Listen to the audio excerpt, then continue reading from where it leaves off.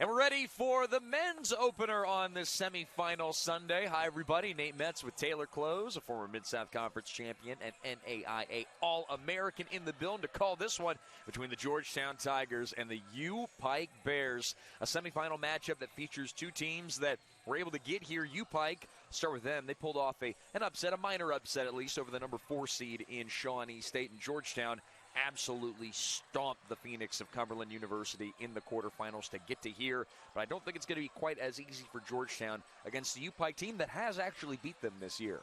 Yeah, I mean, I feel like with Pikeville, they seem to give a lot of teams fits. Mm-hmm. And, I mean, same with the women's side. Pikeville's they're a different style of play than a lot of the other teams in the Mid-South Conference. And, you know, Georgetown doesn't necessarily do well with different. Mm-hmm. So it's going to take, Georgetown to play a disciplined basketball, and it's going to take Pikeville to play a great game of basketball. Yeah, UPIKE able to beat Shawnee State, a very physical, much bigger team than them. But by putting themselves in good positions, Ty Compton has coached this team that might be a little undersized at times. They may not be the fastest guys out there, but they hit big shots. They play good defense. They don't turn the ball over a ton. And they're going to have a shot to go to the Mid-South Conference Championship final for the first time in a number of years, and that would be huge for that program. Yeah, and I'm sure that that's in the back of their mind. I'm sure that that's the first thing that they're going to think of when it comes to big moments in the game. And every team's here for a championship, and like we've seen all day today already, anything can happen at this point in the year. It's the MSC for a reason. Exactly. Georgetown, they are the reigning Mid-South Conference champions. And UPIKE, again, trying to get to that championship final. Winning it would be awesome, but you have to go through Georgetown first. One step at a time here on this semifinal Sunday. Again, we'll start that here in about 2.5 minutes. We've got starting lineups. We've got the tip-off. We've got more awesome hoops action here on the Mid-South Sports Network.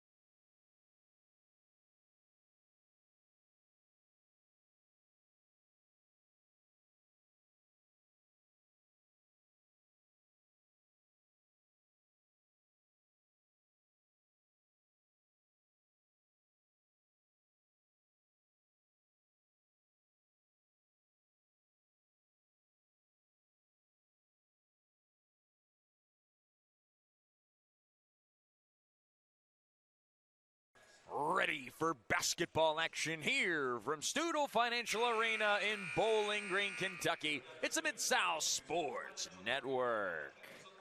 Looking at the starting lineups for today's game. First for UPIKE, we'll start with the lower seed. They're the 5 seed, and they're 19-11 on the year. Sending out Kean Warwicks, Corbin Spencer, Jacob Brown, Devin Collins, and Teddy Parham Jr. Spencer and Parham Jr., both first-team Mid-South All-Conference honorees, and Teddy Parham Jr., more than 30 points in their win over Shawnee State. They're going to need a lot more of him tonight.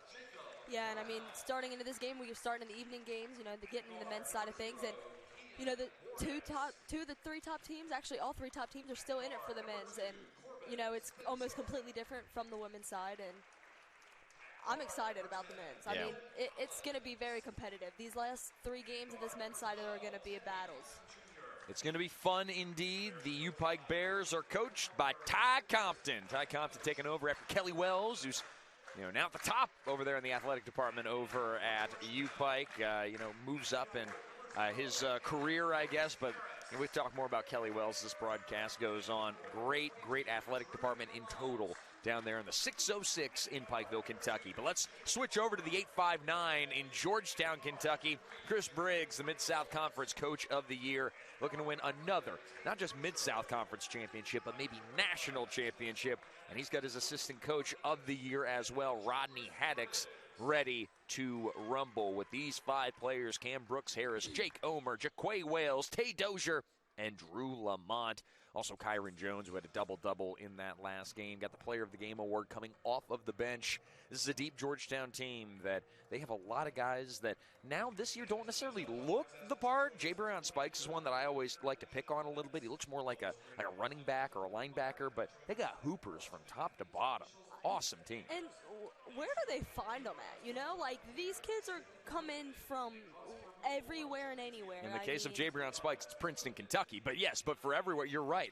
A lot of these guys are Kentucky guys, too. Yeah, but they transfer from these places, and he does a great job at finding these guys and getting a hold of them and getting them in this program. We'll see what is in store for this first men's semifinal game. UPIKE with the Black Silks and Georgetown with the Whites. Drew Lamont going to jump against Jacob Brown. And this game has begun. Cam Brooks Harris will hand it off to Jake Omer, and he'll give it off to Jaquay Wales.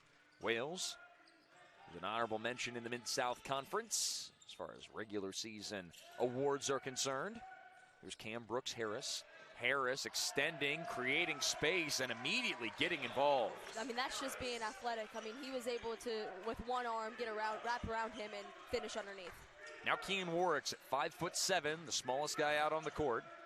And now from the corner three that does not go. I don't hate the look necessarily from Devin Collins, but a little off the mark, and it's going to be an inbounds pass coming for Corbin Spencer, UPIKE, to keep the ball. If I'm Pikeville, I'm attacking them early, and I'm just trying to get them out of sorts and, just trying to get them in foul trouble, doing whatever I can to do, but I'm definitely going to start this game being aggressive. Here underneath, a beauty of a basket for Jacob Brown. He's second in field goal percentage on the year in the Mid-South, making about 65% of his shots. And when you get looks like that, it's understandable, right, why he's able to get that 65% clip. Here's Jake Omer. Feeding into Drew Lamont, who pulls up from mid-range, and he can't get it to go. Nice rebound by Teddy Parham Jr. He's going to dribble right past Cam Brooks Harris. Give off, and an offensive foul called. Teddy Parham ran right into Jake Omer, who stood just in front of the restricted circle. Ends up getting a turnover forced against UPIKE. Yeah, I think Omer was there for about 5 minutes before he even caught the ball. He had camped out. He knew he was taking that. The tent was set up. He had a little fire going on. He was making roasted a marshmallow. Yeah, something like that. So 2-2 as Jaquay Wales brings it over for Georgetown. Gives it back to Cam Brooks Harris, who's going to go downhill, go up, and go in. So all 4 points for Georgetown coming off the right hand of Cam Brooks Harris. Yeah, and, Brooks Harris, he was so familiar with that mismatch on Pikeville, and he took full advantage of it and got to the rim. Parham from three is good. Teddy's coming from Los Angeles, California. He's coming into this program and saying, I ain't scared of Georgetown. Who? Where's Georgetown? I'm from L.A. We play basketball out there, baby. We're going to come out here. We're going to try to win, and Georgetown's going to turn it over. Here's Parham Jr. Doesn't really have numbers, but he's going to drive against Drew Lamont anyway and get to the free throw line. So Teddy coming through big time early on, trying to give the Bears a 5-4, maybe 6-4, maybe even 7-4 lead. Yeah, I think, like I said before, Pikeville attacking the rim early and, trying to get some of these Tigers in foul trouble is going to be crucial. So Parham Jr., first team all-conference recipient. I thought he could have been a at least a contender for Player of the Year in the Mid-South. Of course, that went to Reed Jolly, who we will see later. An old high school classmate of yours, correct? Absolutely, yeah. Campbell County. 1 year below me. As Parham knocks down that free throw. But Parham first in the Mid-South in points per game, averaging 18.2. Also 8th in free throw percentage, shooting about 80% from the line, and he hits both of them. He's got 5 points early on, and the Bears lead it by 3. Now Jaquay Wales. Louisville guy, went to Butler High School. Give off to Drew Lamont, who is not from the state of Kentucky, one of the few that are not from the Bluegrass State. He actually comes from Broward, Florida.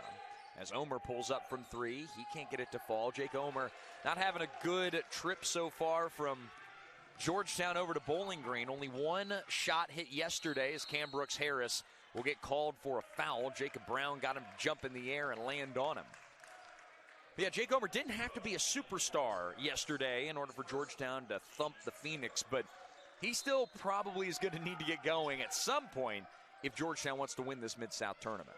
Yeah, but I'd say my player to watch on Georgetown today is Tay Dozier. I mean, he's freshman of the year in the conference, and he's had a great season. And, I mean, he gets better every game. Spencer misses a 3. Rebound goes to Cam Brooks Harris after a couple of extra tries for Georgetown, or excuse me, for UPIKE. Here is a missed shot by Omer, getting no love from the officials, and Corbin Spencer will drive it down. Now Warwick's in the lane, goes up strong, no good. Can't get the rebound. It's going to be Brown who secures it. And now Teddy Parham will feed into Warwick's, and it's stolen away by the freshman of the year in Tay Dozier. Dozier looking to make all, and he does not. It's going to be picked up by Jaquay Wales. Back to Omer for 3. Needs it. Got it. Yeah, I mean, you leave him that open and give him that much time, he'll hit that 9 out of 10 times. Omer hits his first triple of his trip to Bowling Green. And the sooner the better as far as getting Jake Omer going. For sure. Corbin Spencer will have to give back to Parham Jr. Teddy negotiates, gets through, throws a low pass over to Brown. He was able to go all the way down, pick the ball off of the dirt. Yeah, and still, that's just no closeout defense by Georgetown. Yeah, that's just taking a break. And ultimately, Georgetown, I know you have to pay attention to Teddy Parham, obviously, but you can't let Brown be open on the other end. No. Back out to Cam Brooks Harris, fakes the 3, and now Lamont will fire, and he drains it. A beauty of a 3 from the wing. Georgetown in the lead. A lot of energy coming from the Georgetown bench early. Ian Warwick's local kid from Pikeville, Kentucky. Local to Pikeville, of course. Give it off to Spencer, and now it's Teddy Parham. Screen set by Brown, and Parham goes right through Wales. No good, and a foul going to be called against Teddy Parham as Drew Lamont fired up going for that rebound. Got his team the lead with a big 3, and now going to earn him a chance to extend that lead. Yeah, getting Parham into foul trouble early would be huge for Georgetown. I mean, he's a force to be reckoned with under the basket, and he does a lot for them. That's his second foul of this first, 3.5 minutes, 4.5 minutes of the game. And so he will head to the bench along with Brown. And coming into the game will be Mark Vance Jr., as well as Bradley Bunch out of Big Stone Gap, Virginia. Here's Jake Omer. Omer ends up pushing away a few defenders, and now Cam Brooks Harris drains one from 3. He's became a much bigger three-point threat this season. You can tell he worked on his shot a lot in the offseason, and, you know, he's a lot more comfortable shooting the long range this year. A lot of time in the gym, and it's worked out for Brooks Harris as he's now a first-team Mid-South All-Conference honoree. But so is Corbin Spencer as he answers back to make it a 2-point game. Jaquay Wales. Wales will throw it away. I think that Warwick, who's 5'7", ends up knocking down Lamont, who's 6'9", 6'10". Big boy. Lamont can complain, buddy. You just got knocked over by a guy who's 1.5 feet shorter than you. Don't be dude. Come on. I mean, I know that maybe you got tripped, maybe you got caught up. They ain't giving him the flopping award for that one. I know it's Academy Award season, but Jiminy. All right, back to it. Here's Spencer, and Spencer has his pocket picked by Jaquay Wales. Wales going up, Wales going in. Nice takeaway and score. Quick little turn of events there for Georgetown. Kean Warwicks will handle it.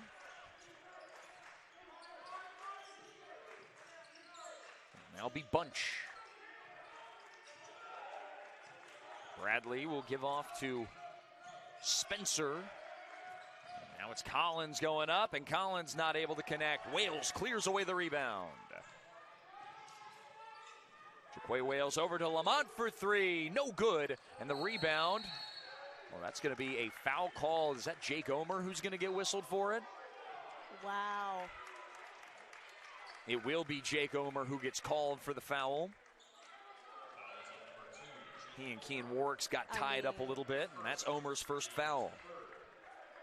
Third foul against Georgetown. It's getting a little aggressive in here already. We like it. Bring on the chippiness. Bring it on. People paid for this we broadcast, darn it. They need to see something fun. Now here's Collins. Over to Bunch for three. No good. Rebound going to be pulled in easily by Lamont.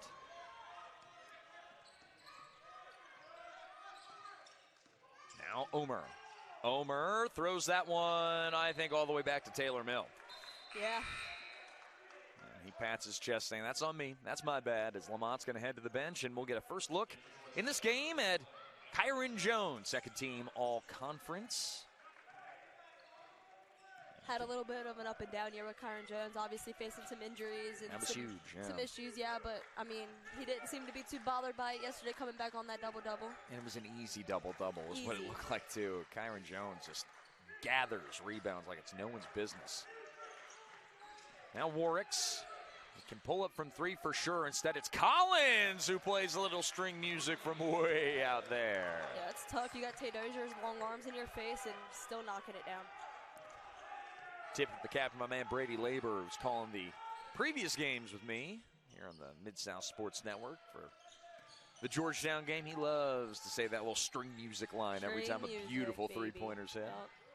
Here's Kyron Jones. No dice there. He's going to have to kick it out to Omer from three. No good. And it's pulled in by Bunch.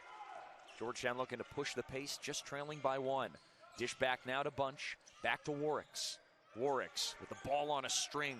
The little guy, guarded by Jake Omer, receives a screen at the top, gives it over to Bunch in the corner for the lead. No good. Rebound to Kyron Jones.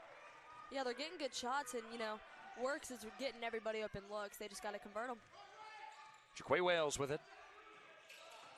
Wales dribbles in, now back out to Cam Brooks Harris, who misses the three, and it's Spencer who pulls it in.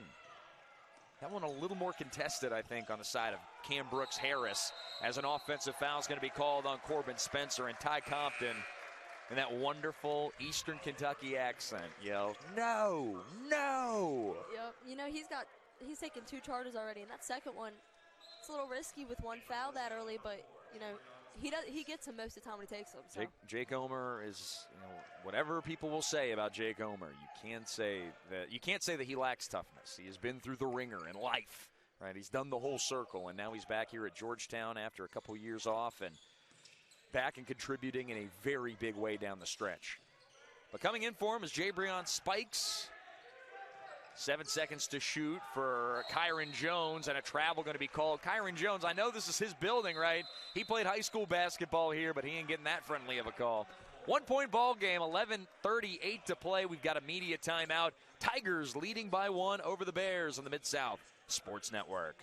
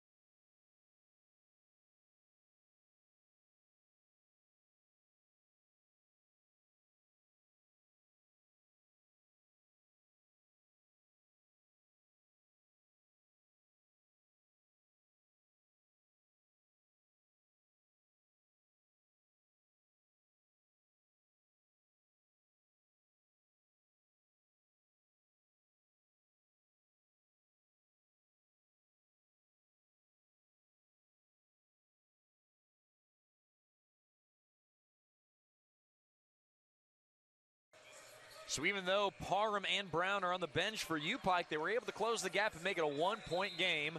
Tigers leading at 15-14. Scoring leaders for both teams are kind of as expected. Cam Brooks-Harris with 7 for Georgetown, and Teddy Parham Jr. for UPIKE with 5. I'm a big fan of both of those players that I just mentioned, and both of which, no surprise, are first-team Mid-South All-Conference honorees. Yeah, absolutely. I mean, they put on a pretty good little clinic there for us here in the first half, but I mean, like you said, foul trouble's kind of hurting them a little bit right now. Definitely hurt Parham Jr., who's on the bench with 2 fouls at the moment. Bunch has checked back into the game, or excuse me, Brown has checked back into the game with Bunch, Collins, Spencer, and Warwicks. Corbin Spencer will kick back out to Brown, and now here's Brown. Oh, I thought he might pull up from 3, and UPIKE's going to turn it over. A little miscommunication. Warwicks ended up reaching up and touching the basketball. Ricochets off of him and out of play. Now here's Jaquay Wales, who is not a flashy point guard by any means, but he plays good defense. He distributes the basketball really, really well, and has been a steady presence at the top of the key for this Georgetown team for the last couple of years. Yeah, he does a lot for the team. I mean, like you said, he's not a huge crafty point guard that does a lot on the offensive end, but yeah, he distributes, he gets rebounds, he gets stops, he does a lot of little things for this team. Now in transition, Collins going to stop. It's Dozier who dives for it, and I think Collins touched it while his knee was out of bounds. Good defense by Tay Dozier to make something happen. Tay Dozier yet to crack the scoreboard. But with that, forcing a turnover gets his team the offensive possession, and that's something that you don't see on the stat sheet very often, but those hustle plays certainly stick in the head of Coach Chris Briggs. Yeah, and I mean, there's so many of those in the game that, make such a big difference in the long run. So, yeah, you got to keep those in the back of the head. They mean everything. Here's Spikes. Spikes going right through, just too strong. Now Kean Warwicks, guarded by Spikes. Spikes not often looking down at his defensive mark, but in this case he is. It's going to be Spencer. Double team put on. It's Brown from 3. No good. Rebound goes to, it would have gone to Kyron Jones, but I think as a lead blocker, I've been given a lot of football references to Jay Breon Spikes and the way he kind of looks and the way he plays sometimes. He was a fullback, totally just moving the line for, the rebound for Kyron Jones. Especially with Warwicks right there. I mean, Warwicks, it ain't going to happen. Exactly. Warwicks just a little feller as Spencer will miss the long 2-point attempt.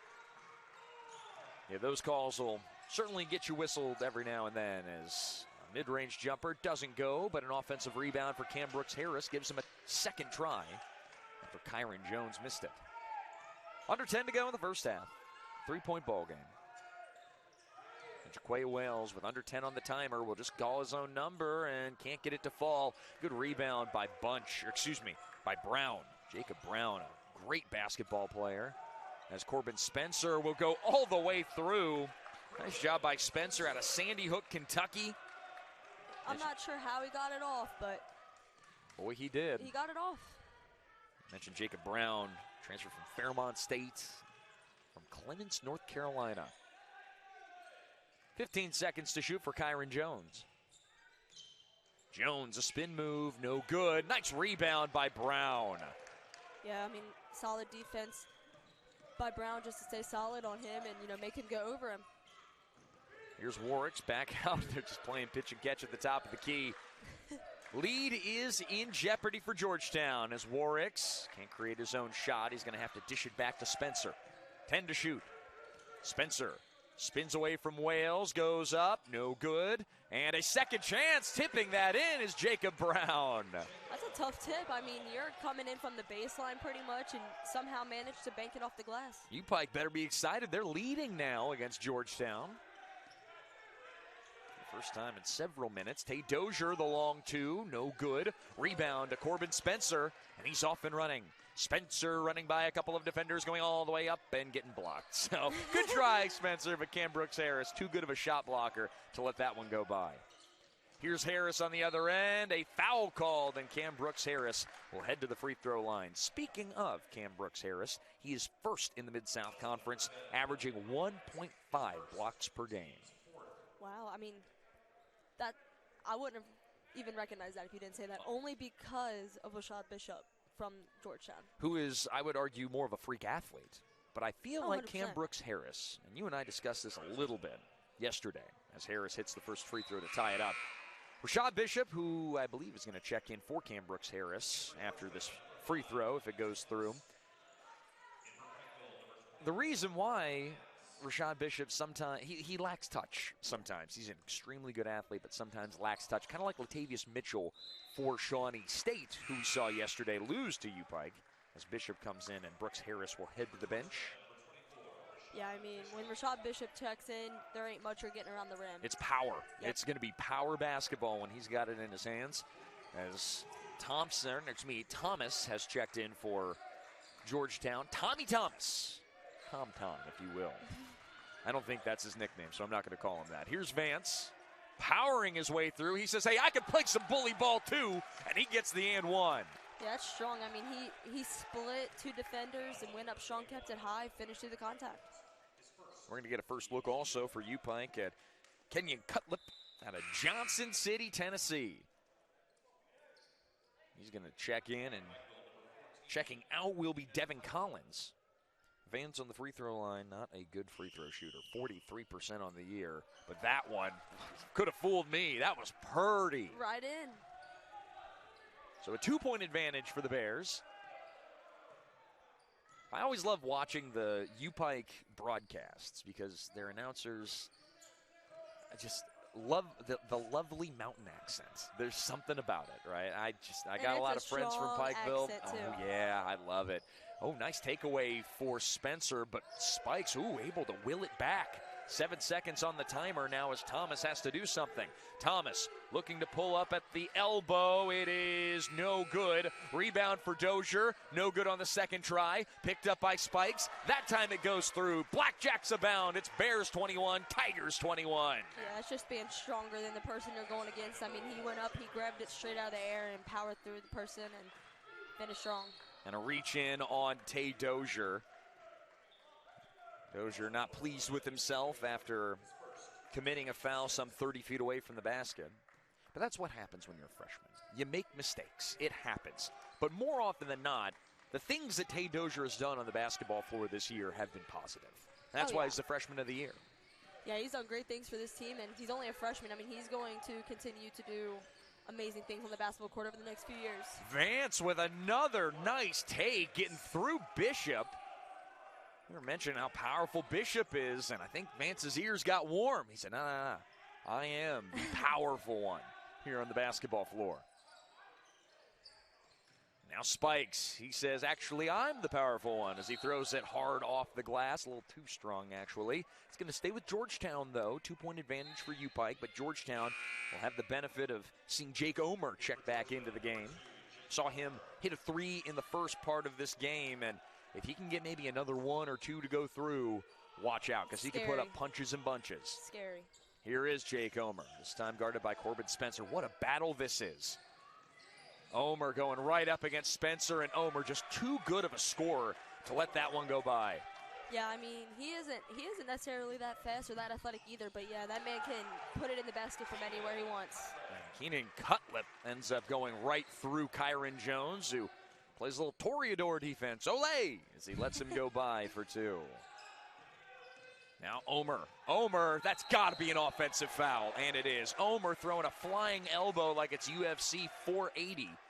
And he ends up, which may be an option for Omer in the future, but I don't think here he wants his basketball season in the Mid-South to end. He's got to clean that up a little bit because now he's got 2 fouls, and we got to chat about that a little bit more. Looking at Jake Omer and the year that he's had down the stretch, you could argue that he is the best player in the Mid-South Conference. He came over from Western Kentucky University. He's a Northern Kentucky guy, obviously went to Scott High School and from Taylor Mill, and eventually came to Bowling Green, lit it up, ended up having some things go wrong, ended up having to leave, came back, wasn't available in the first half, but when he got into this lineup, it's like Georgetown, who was already a team that was looking to go to the national tournament, got an extra 15 points to their lineup. Yeah. I mean, that's why they're the #1 team in the Mid-South Conference. That's why they're the regular season champs, and why They're looking to get through UPIKE today and then beat Thomas More or Freed Hardeman or whoever waits them in the Mid-South Conference Championship tomorrow.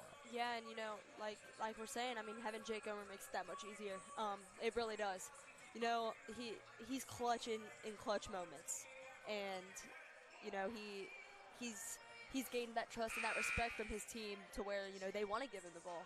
And when you gain that from your team, I mean, that your confidence has to, skyrocket, I would think. So after Omer's offensive foul, again, his second in the game, the 7th against the Tigers, so the Bears are going to be in the bonus going forward. I guess they were in the bonus going forward, but a player control foul is not going to result in free throws for UPIKE. They're going to have to inbound it and get to the line the hard way. There's 4 for the Bears in this early going. No timeouts called by either team as of yet. As Spencer going to, I guess he stepped over the timeline, and it's an over and back call. Yeah, I mean, that's good ball pressure, and, you know, he's got to be more aware where he's at on the court. And how about Chris Briggs speeding him up defensively in that timeout break, taking advantage of the siesta, and now with Jabrion Spikes, Jake Omer out there, along with Drew Lamont, Rashad Bishop, and Tommy Thomas. Here's Lamont, right to the rack, no good. Rebound from Vance. Thought this Georgetown team was going to be able to tie it up, but UPIKE, well coached, well positioned. They lead it by 2. Yeah, I mean, I don't think this is, you know, really out of the blue of what anybody thought was going to happen. I mean, we knew it was going to be a close game. Pikeville always seems to, you know, give the Tigers some fits, and, you know, it's all going to be about who does it for 40 minutes. What a friendly roll off the iron for Corbin Spencer. Jake Omer is giving him an earful over there on the far side of the corner. Thing too, I know this is an old rivalry between UPIKE and Georgetown. These are 2 teams that have had a lot of really tough, gritty games. Corbin Spencer gets the takeaway, and he's off and running. Spencer calling his own number, hacked by Drew Lamont, and he's going to go to the free throw line for 2. Yeah, Pikeville is just taking it at Georgetown right now. They're not backing down at anything. I mean, they're definitely undersized when it comes to this team, and that has yet to stop them. Hey, well, I know a lot of these guys on this UPIKE team aren't from Louisville. They're not from Northern Kentucky. They're from Appalachia. They're from North Carolina. They're from Sandy Hook, Kentucky. But they play really tough, gritty basketball out there. They create a lot of unreal talent in the mountains, and UPIKE is a great example of that. Oh, absolutely. And, I mean, there's few teams out there like that who, I mean, I'm looking out there and all 5 players are, you know, playing just as hard. And exactly. It's slim that you see that. As a unit, saw a tweet about how UPIKE at the hotel, they were taping a basketball floor in the hotel so they could, you know, work and do a little walkthrough as Jabrion Spikes gets a nice little bucket for Georgetown. And I know that happens, but on short notice, you know, it's just those little things that you have to buy into. It can't just be all high-tech, watching film, all this stuff. Sometimes Ty Compton and this Pikeville team just got to do it the old-fashioned way. And right now, it's got him a 3-point lead with 4:08 to go in the first half. Corbin Spencer dribbling through a few defenders. And, oh, how smooth is Spencer as he goes right past Drew Lamont, and he puts it in. Yes, you know, Corbin Spencer has had an incredible half for them, and he's done a lot. He's got 9 points, and, I mean, he's taking it straight to the Georgetown defense every single time. Here's Jabrion Spikes. Spikes will end up being fouled by UPIKE. That's going to go against Devin Collins. Collins out of Chapmanville, West Virginia, transferred in from Marshall, the Thundering Herd, D1 school over there in West Virginia.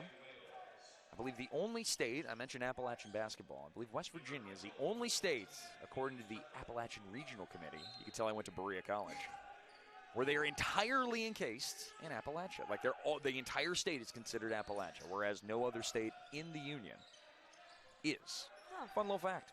Here's Drew Lamont going against Bunch. Lamont bullying his way in. Nice take from Drew Lamont, and he scores with the left hand. Now Kean Warwicks. And you think, well, Kentucky would be, right? Well, oh, yeah.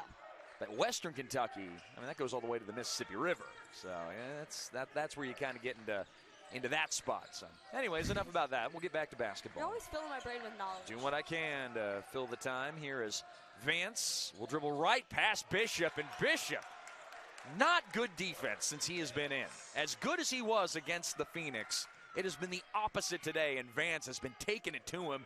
Vance looking at his line, a rebound and 7 points since he entered in off the bench. Yeah, he's really, he's really filling in and doing a great job in, containing while Parham's on the bench with 2,000. That's what you need from, especially a big man in this game when this team is, Georgetown's big. You need the big guys. And with Omer, Brooks Harris, and Jones all on the bench, looking at Jabrion Spikes for Georgetown. He's got 8 points off the bench. Corbin Spencer, he's having a good start to this one. 9 points in the contest. He's going to go against Jabrion Spikes, and he gets called for the travel. Great defense by Jabrion Spikes. Coming out of Princeton, Kentucky, a Caldwell County kid. Yeah, and he's strong. Like you said, he caught him a linebacker. He'll go through you, and he goes full speed, and he's a strong guard. Just about 2 minutes to go. 2 minutes. For all you Frenchophiles out there, it's going to be Thomas who's got it. Working on Cutlip. Cutlip working against Spikes. Spikes will dish it to Bishop, and Bishop will somehow keep control. Bishop back out to Lamont. Fresh shot clock now for Georgetown. Spikes underneath. Spikes ends up making it a 1-point game. He's got 10 in the half. It's a good find from Tommy Thomas. Kean Warwicks will bring it up. Again, Teddy Parham been on the bench basically for the entirety of this first half. He had 5 points to start the game, and then that's it. Here's Spencer, the quick trigger, triples no good, and Lamont clears the board. UPIKE's lead in jeopardy as Wales will have it. Wales for the lead. No good. Rebound goes to Bunch. Yeah, and Wales shot the three really, really efficiently in yesterday's game, and he's been really efficient on the three this season. He hasn't shot a ton of them, but when he has, they've been good shots. You got to at least keep an eye on him. You can't just dare him to shoot it. Yeah, you got to respect that he will shoot it, though. Spencer, guarded by Wales. Spencer gets it over to Cutlip. The quick three, way off the mark. But guess who's there? It's Vance for the second try. No good. Finally, good defense from Rashad Bishop. But Lamont touches the basketball out of bounds. It'll stay with UPIKE.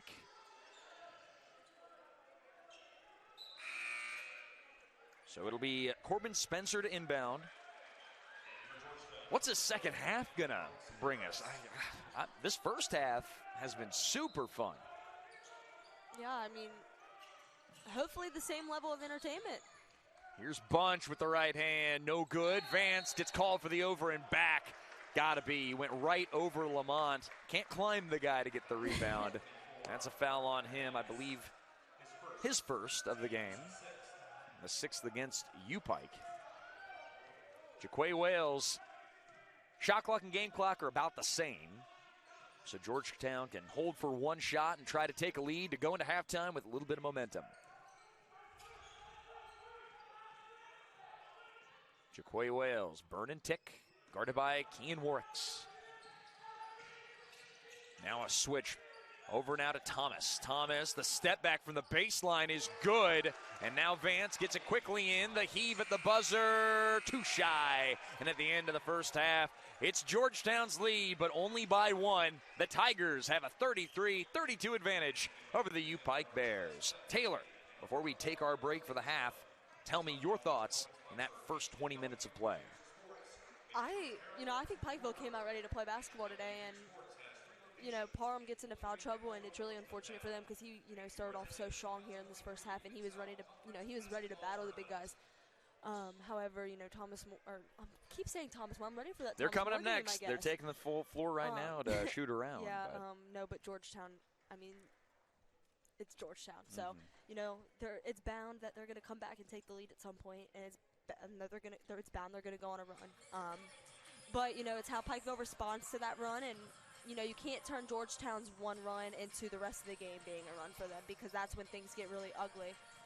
Defense has been okay at times, been a bit spotty occasionally, but at least the teams have been able to keep it competitive, keep it close, and it's certainly been a physical battle. Looking at the field goal percentage, Georgetown 45%, UPIKE 43%. From 3, Georgetown's 3 of 8. That's good for 37.5%. And UPIKE 2 of 10.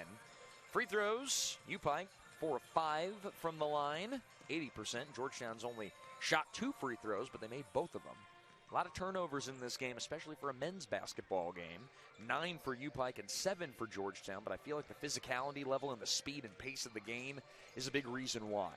Yeah, I would agree with that. And, I mean, the thing about Georgetown is they're going to put points up no matter what. I mean, same thing with Thomas More. Thomas More is going to put up points no matter what. And it's not necessarily, how well you defend them or how many points you put up, but it's how hard and how consistent you play against them, because once they start going on those runs, it's how you react from those, because once, like I said, they go on one run, that one run can turn into 40, 30-point difference. Things can snowball very quickly, as the Phoenix learned the hard way last night. But we'll take a break. We'll come back in 13 minutes, and it's going to be the Bears and the Tigers trying to get to the Mid-South Conference Tournament Final in the Mid-South Sports Network.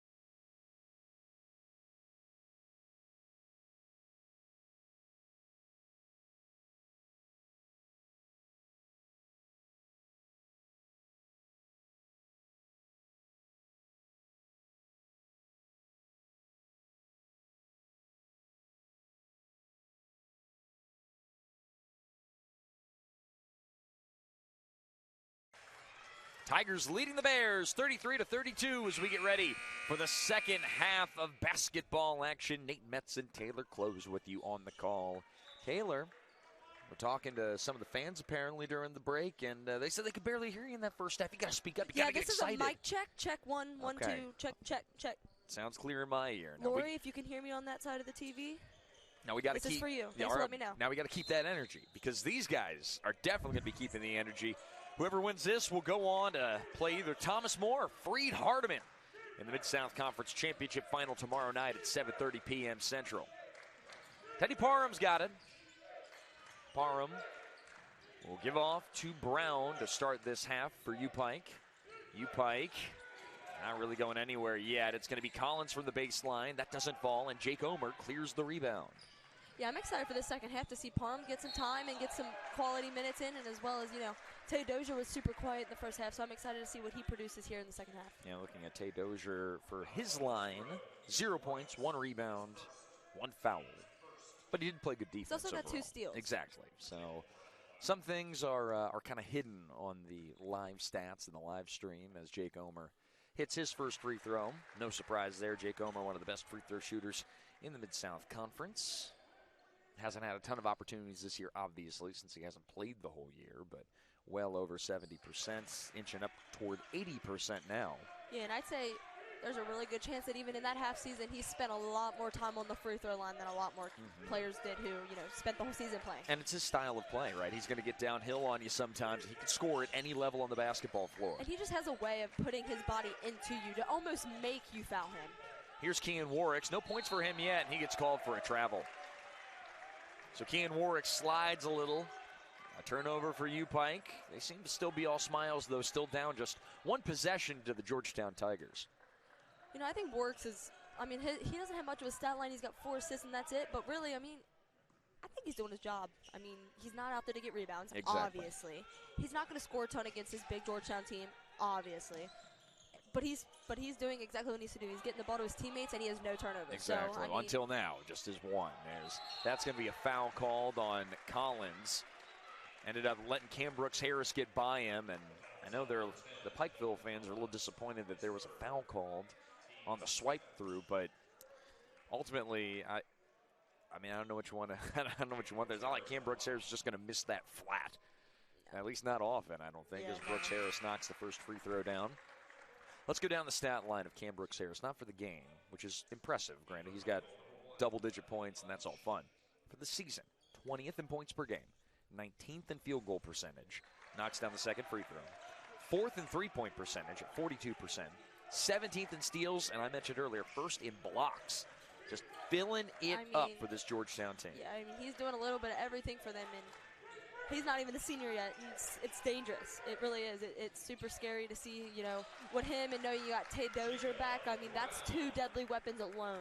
not to mention everybody else you get back outside of, obviously, Drew Lamont and Jake Omer, who you lose to graduation. Yeah, I don't know if it's the combo of Coffey and Coward that, that we saw years ago with this Georgetown team, as Omer will hit a 3. Nice screen from Lamont to clear a path.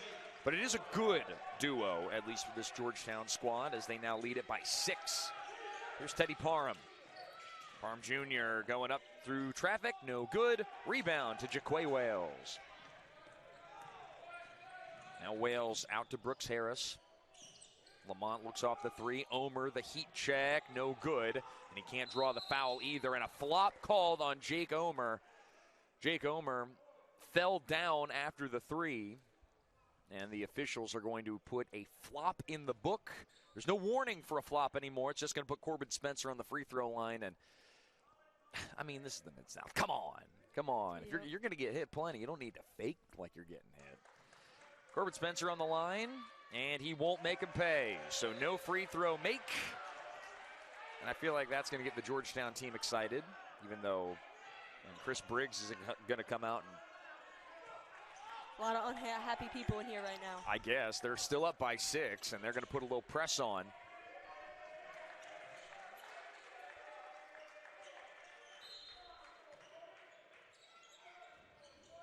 It's going to be a steal from Jake Omer, so he gets the ball right back after the flop. you don't want to get Jake Omer, you don't want to give him any reason to kill you as far as basketball is concerned. Definitely not, because the second this man has a reason to go on any sort of mission, it's over. It's on. It is over. And as he nearly knocks that one down, he got another chance and still couldn't put it in. So UPIKE survives. Now can they score on the other end? It's Warwick's. Oh, crafty move from the little guy. Yeah, I mean, that's not much you can do about that. Not much you can do. So it's a 4-point game now. Cam Brooks-Harris going through the lane, and he throws it away. Corbin Spencer feeds it up to Parham, and he's off to the races. Parham going to be fouled by Jaquay Wales, and I think that actually Parham got bailed out because... I do too. I think he kind of fumbled the ball. And Wales got a little closer. The officials will discuss, and it will be a foul on Jaquay Wales, but not a shooting foul. So it's going to be on the floor, inbound pass coming for UPIKE. Just the first foul on Wales, so nothing serious from a foul trouble standpoint. Here's Bunch, inside to Parham. What a beauty! It's a nice pass and a nice finish. 2-point game. Teddy's on the board for the first time in this second half. 7 points for him. Omer working against Corbin Spencer, one first-team all-conference recipient against the other. And Omer's going to lose it. Parham takes it away, and he's off and running. No, he's going to give up to Bunch. And Bunch going to have to kick back to Parham, who pulls up from three. That's a lead! UPIKE forges ahead to a narrow lead. It's 41-40. That's a big-time shot by Parham, and, you know, with him sitting up most of the first half, getting him going now with that three-pointer, it's dangerous. The game is on. Here comes Wales, who gets fouled by Kean Warwicks. A little bump in action from both the little point guards, and Wales ends up getting the beneficial whistle. Does that rhyme? Beneficial whistle? Beneficial whistle. Yeah. It's a bit, but it's a stretch. But the endings are there. I'll avoid that from here on out. Here's Wales.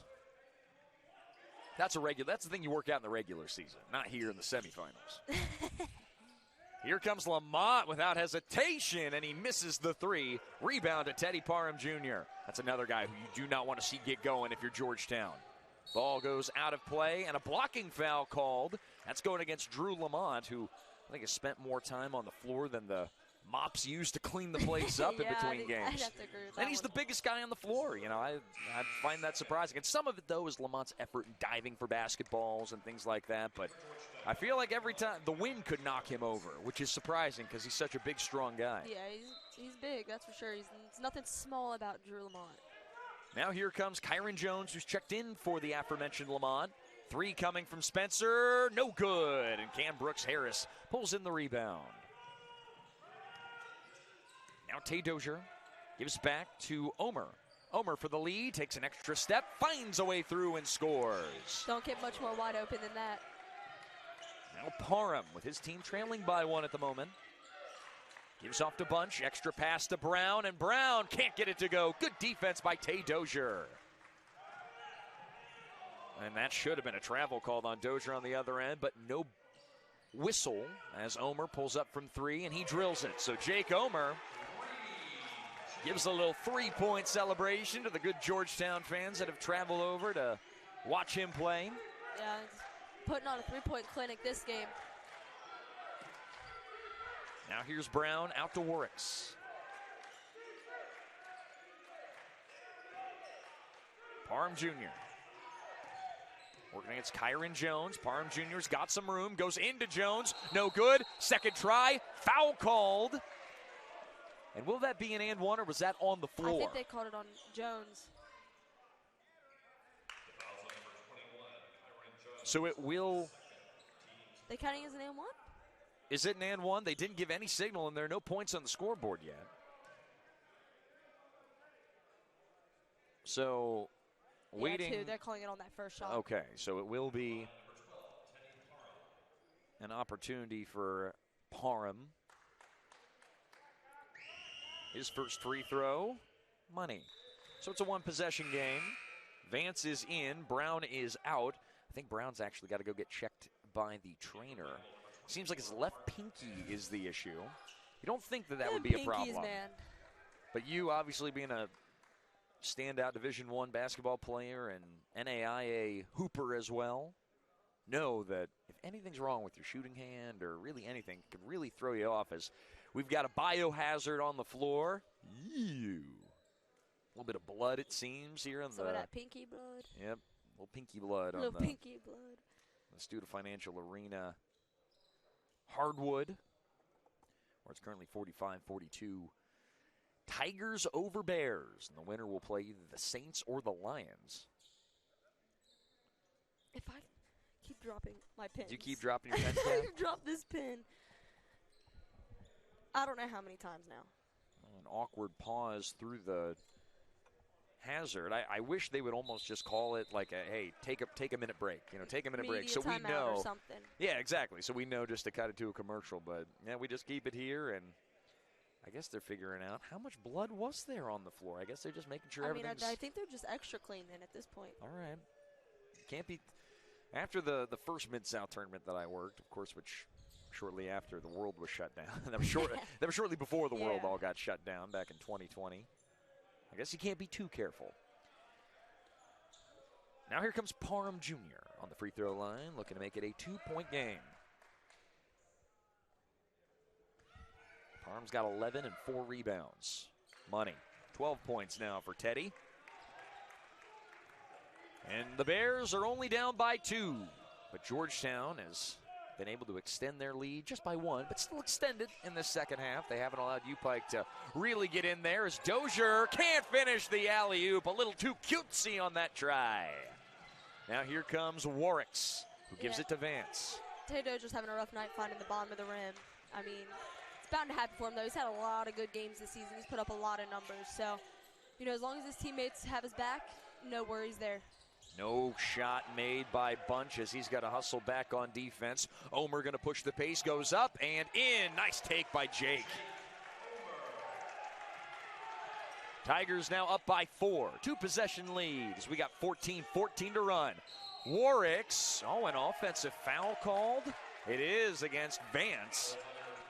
Mark Vance Jr. out of Knoxville, Tennessee. Went to Carnes High School, but transferred in from Central Georgia Tech. And I'm thinking for the final 14 minutes, Teddy Parham's probably going to have to be out there the entire bit. Him and Corbin Spencer both. They can't afford to put them on the bench. They definitely can't afford to be foul trouble or anything like that either. Now Wales will feed into Omer. And now Kyron Jones kicking back out to Omer. The fadeaway 3, no good, just a bit shy. And now Spencer, he's got an opportunity. He'll go up and no good. Rebound from Kyron Jones. Gotta have that one if you're Corbin Spencer. Gotta have that one. I mean, it's an easy layup right there. Nice move, but Cam Brooks-Harris can't finish the first time. They'll tip it in the second, and Coach Ty Compton says, we got to slow this down. We got to figure this out. They're currently trailing by 6. Tigers 49, Bears 43 on the Mid-South Sports Network.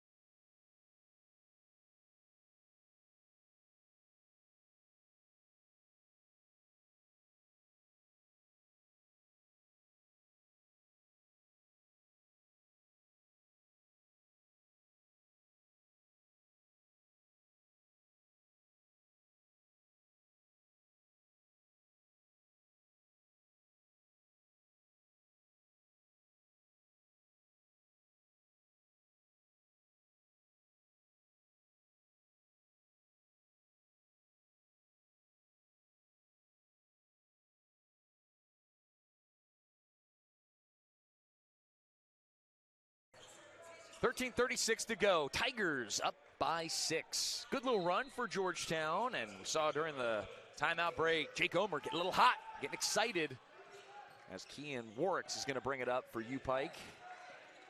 Warricks, a little feller out of UPIKE, or out of Pikeville, Kentucky, I should say. Went to Pikeville High School. I think they're the Panthers. Could be mistaken, but I'm pretty sure. Here is Brown, who has it knocked away by Dozier, and Dozier gets the steal. He ended up taking it away, but stepped out of bounds, and so UPIKE will have it yet again. Yeah, it's not a bad thing, everybody hates the ball being taken out of it right there on that awkward spot on the sideline. Yeah. So Any opportunity I can get for the offense to take the ball out right there, I mean, why not?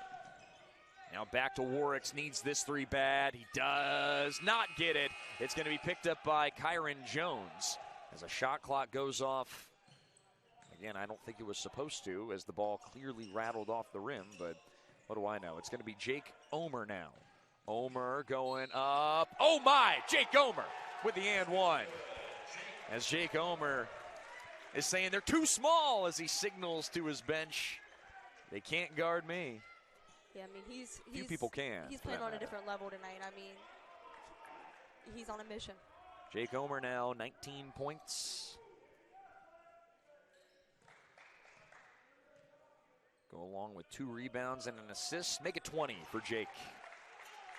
Now UPIKE down by 9. The Bears got to do something to get back into this. And it's going to be a takeaway. Omer with the steal. Omer throws it up to Dozier, then Harris comes through and throws it in. Nice job by Georgetown, now leading by double digits. Yeah, you know, the transition offense does not get much better than that right there. I mean, that was almost textbook. And now a foul called on Georgetown. That's going to be against either Dozier or Wales. So it'll take some of the air out of the sails of the Tigers, but not much. That's against Tay Dozier, who again has not had a great day. 1 for 6 from the floor, and now his second foul of the contest. But as a freshman, you take the highs and lows. Jake Omer going to go to the bench with 20 points. Great game so far for Omer. Yeah, not even halfway through the second half, or not even halfway through the second half yet. Yeah, he's absolutely demolishing this Pikeville defense almost by himself the second half. Let's see what Teddy can do. Teddy Parham, 12:15 to go, facing a double team. It'll be Brown back out to Warwick's. When that double team happens, someone's going to be open on the floor, right? Every time. Here's Parham just doing it himself. He's fouled and one. UPIKE right back in it, down by 9 still. With 12:04 to go, plenty of time. And Chris Briggs wasn't the flop. For whatever reason. Chris Briggs saying, I'm a national championship winning coach. One of many. Well, not many, but a couple in the Mid-South Conference. Talk about Delano Thomas of the Shawnee State Bears, of course, winners of a national championship a few years ago. And the free throw is good from Parham. 54-46. Entitlement won't get you very far, though, in this Mid-South Conference. You can't just expect it to be given to you. You got to earn it. Georgetown did that last year the hard way. There's a foul on the floor, I believe, against Parham. It will be, and that'll be his third. And that'll take us to our under 12 media timeout. Georgetown trying to get back to the Mid-South Conference Championship for a second year in a row. They lead it by 8 with 11:53 to go on the Mid-South Sports Network.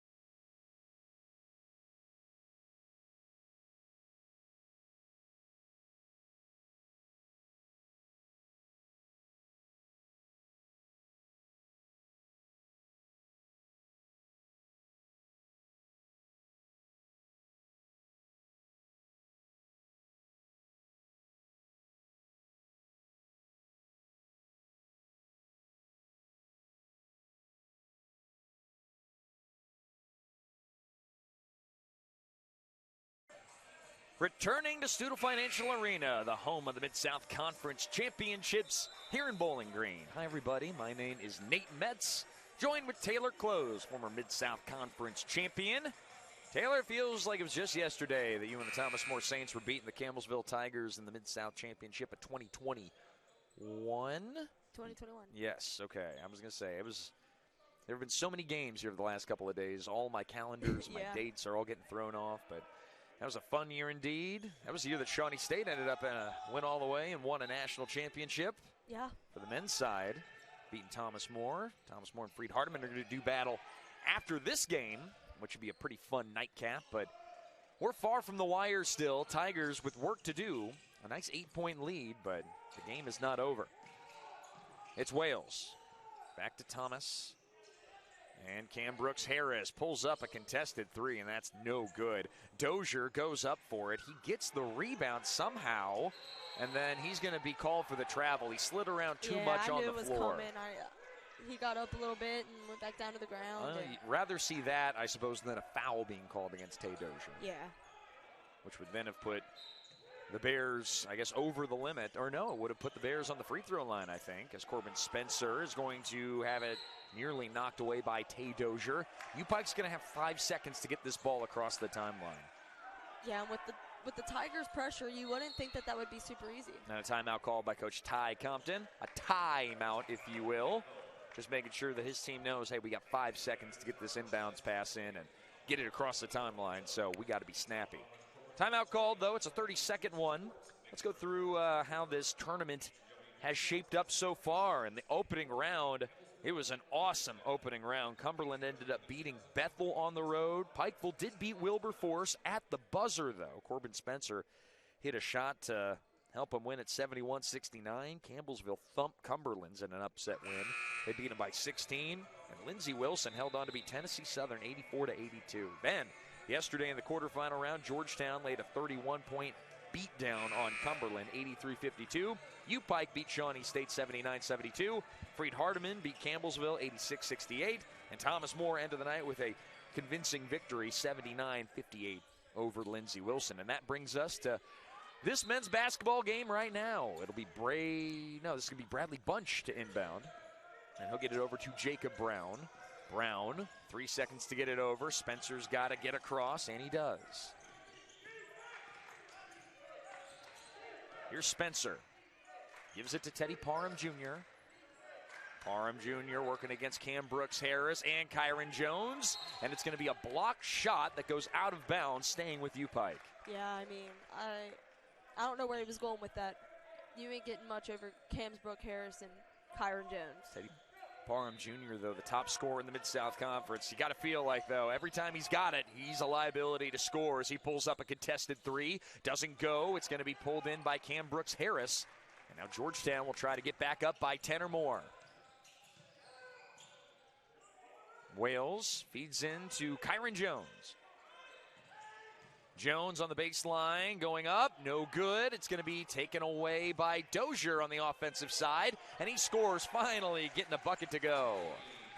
Been a long time coming, waiting for that moment for Tay Dozier, but once it comes, it can be just as bad as Jake Emery getting hot. Here's Parham Jr. wide open. That's a total defensive lapse by Georgetown.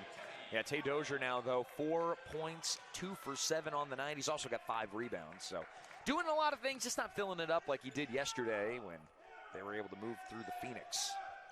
Now here is Wales. Wales bouncing to the middle for Thomas. No good. Oh my God. Tay Dozier, the freshman of the year, heard his name being talked about on air and said, hold on, I'm just getting started. Throws down a hammering tip slam. Back to a 9-point game. Here's Warricks.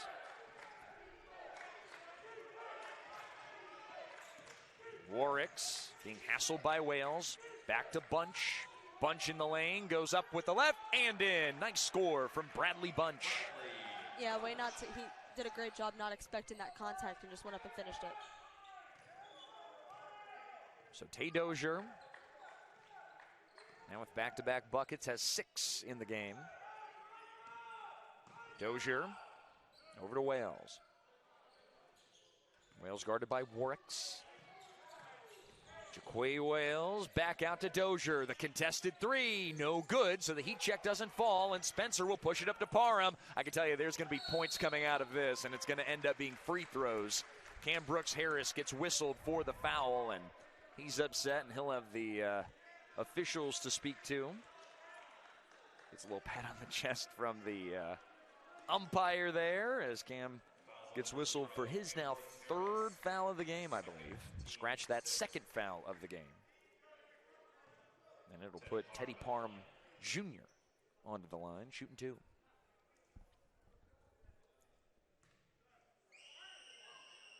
Parham's free throw is good. 6-point game. As Brown will check out, Devin Collins will check in. Bunch is also out. Vance is back in. And Cam Brooks-Harris is out of the game. Jabrion Spikes in for GC. I mean, Parham's had a great half, too. Sitting out most of the first half. I mean, he's up to 19. Could be 20 if he makes his free throw. 20 now. I mean, he's tied with Jake Omer for all scorers. And, I mean, those are two really, really solid athletes. Both first-team all-conference, and you see why. They're just terrific at what they do. Both coming from very different parts of the United States. One from Los Angeles, one from Northern Kentucky. And they're putting on a show tonight in Bowling Green. It's Jaquay Wales giving to Tay Dozier. Dozier puts one up. It's no good. And a rebound goes to Spencer. And a quick foul called. Will it be on Thomas? It is. So Tommy Thomas is going to quickly foul Corbin Spencer and put him on the free throw line, resulting in 1-and-1 shooting. Corbin Spencer, 6th best in the Mid-South Conference in free throw percentage, 80.8%. You know, I mentioned how many statistical categories Cam Brooks-Harris was mentioned in. Corbin Spencer, 8th in points per game, 15th in three-point percentage, 6th in field goal or in free throw percentage, 15th in rebounds, 8th in turnovers per game, which isn't good, and then 20th in steals per game. So, a guy who fills up the stat sheet in all sorts of different categories, and he is one of the best scorers in all of the Mid-South Conference.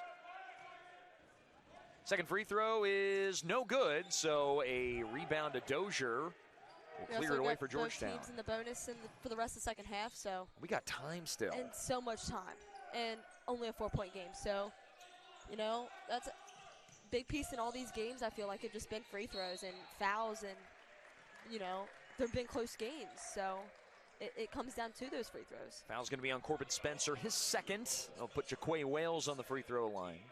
Wales, an honorable mention in the MSC. 3rd in assist-to-turnover ratio in the Mid-South. 2.6 assists per turnover. And he has 3.8 assists per game. And he's a guy who's going to get a lot of playing time. And when you've got great scorers like Jake Omer and Cam Brooks-Harris and Kyron Jones and on down that lineup, you better be one of the top assist men in the league, wouldn't you think? Yeah, I mean, that's what it's going to take to play. I mean, he's also pretty small. So, I mean, he's got to be able to do something. And if it facilitates his thing, then good thing he's got good scores around him. He does miss the first free throw, however, and he'll make the second. So 1 for 2 on that trip. Will go Jaquay Wales. And in for Georgetown will be Rashad Bishop. Had a tough half defensively in the first. He'll come in for Tay Dozier. As Teddy Parham will, we're going to have a foul. Jabrion Spikes ends up tackling Kean Warricks. In wrestling, that would be a 2-point takedown. And Kean Warricks will go to the line. Warricks, not the strongest free throw shooter on the UPIKE Bears, 67.6% free throw shooter. But he's also a pretty good assist man, 3.5 per game. 5th, just behind Jaquay Wales in the MSC. Works from the line. That's good. So he hits it when it counts. 4-point game. You know, I think he's played the entire game too. I don't really think he's had a break yet. He has not had much of one. That alone should tell you how much he does for the team. I mean, if you trust him to be on the court for 40 minutes running your point guard position. An underclassman too. I mean, that's and an undersized underclassman. That's impressive. Tells you how much Ty Compton believes in this Pikeville product. As Jaquay Wales, now Georgetown's lead, drained to 3. It'll be Kyron Jones, who has it nearly knocked away. Oh, it is knocked away. Kean Warricks, the little guy, sneaks in there and swipes it off of Jones's leg. I mean, that's just getting in there, getting after it. I mean, he's little, and he knows that he can get in there and swipe around and, you know. It's difficult. When the big guy puts the ball on the ground, you put it so that Warricks can go and take it. Yeah. And Spencer and all the other little guards that this UPIKE team has. See what the Bears can do. Down by a possession, but it has to be a 3 if they're going to tie. At this point, you're just looking for a good possession. Try to get a bucket. It's Bunch giving off to Parham.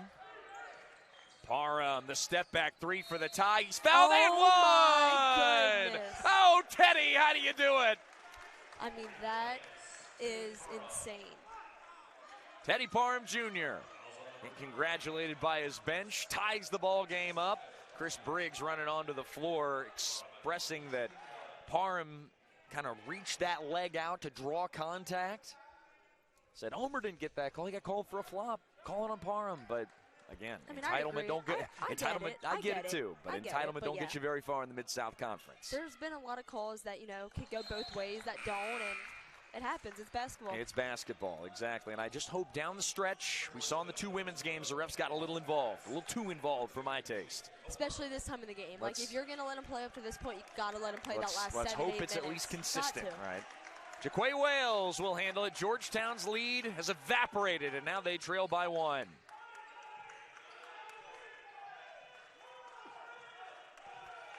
Jaquay Wales going through all the way up and all the way in. Nice take by Jaquay. Another wide open layup.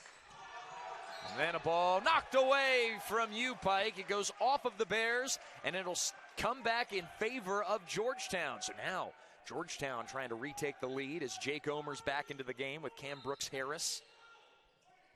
They got their dudes out there. Now they got to execute. It'll be Jake Omer leading Georgetown with 20 points. Omer going up, Omer going in. Yeah, I mean, they can't guard him when he's driving to the basket. They have no help side, and he's able just to take him one-on-one and power through and finish. So a 3-point lead now for the Tigers.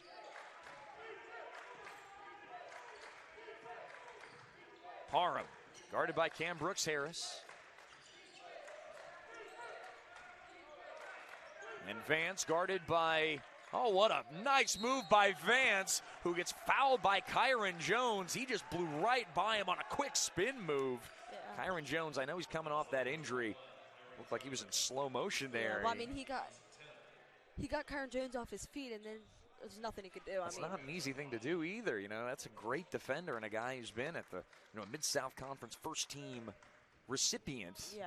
As Vance hits the free throw, Lamont will check in for Rashad Bishop.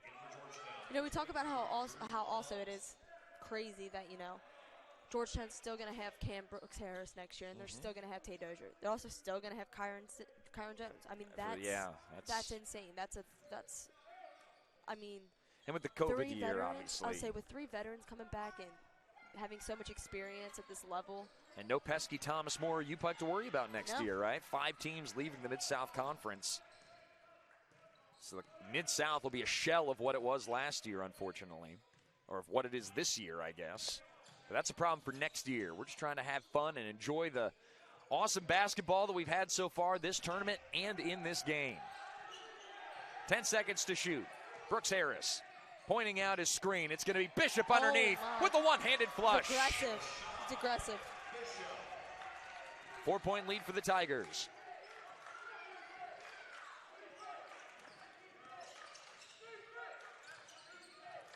Here's Warwicks. Over to Bunch. Bunch again. Working on Bishop. And back out to Cutlip, who's now into the game. It's Vance. Vance against Lamont. Ends up picking up his dribble. Warwicks, 4 seconds on the timer. The step back 3 to create a space. He can't get it to go, but Cutlip with the offensive board, and he's going to be hammered and goes to the line. Yeah, I mean, after a defensive possession like that, you can't allow that board and that foul. You're bailing the offense out off that foul. Foul's going to be called on Drew Lamont, and we'll talk more about that after the media timeout. It's Georgetown 65, Pikeville 61 on the Mid-South Sports Network.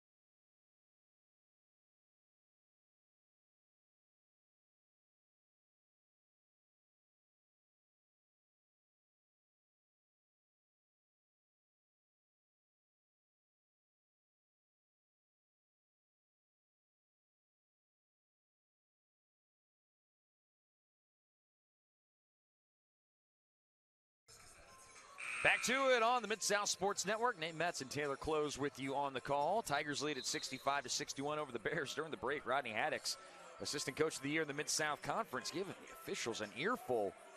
Man, at higher levels, if you're an assistant coach talking like that to an official, that is an automatic technical foul. 100%. No tolerance for that. I can't believe, all right, so if the refs are going to be, and I get he's the Assistant Coach of the Year, and he was a phenomenal player at Miami and all that good stuff, but, man, all right.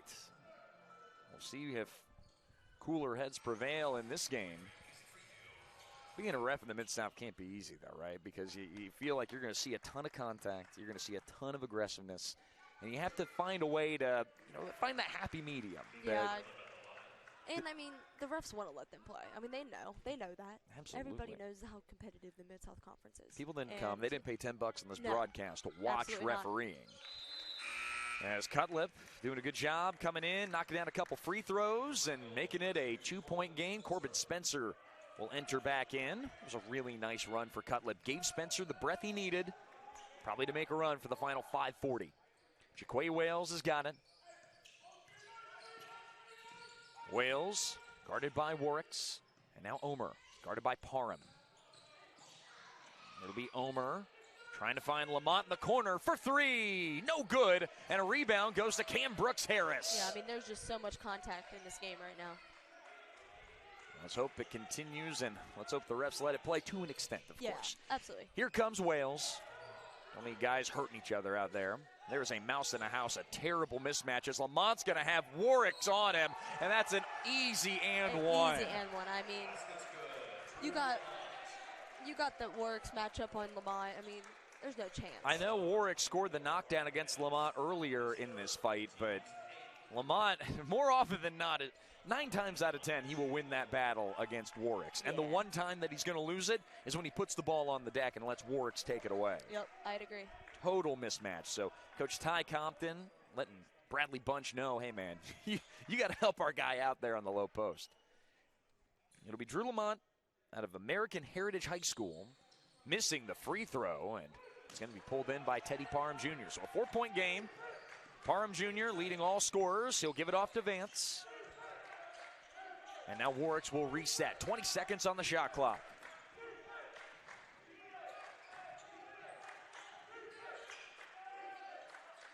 Vance has got it. Over to Parham.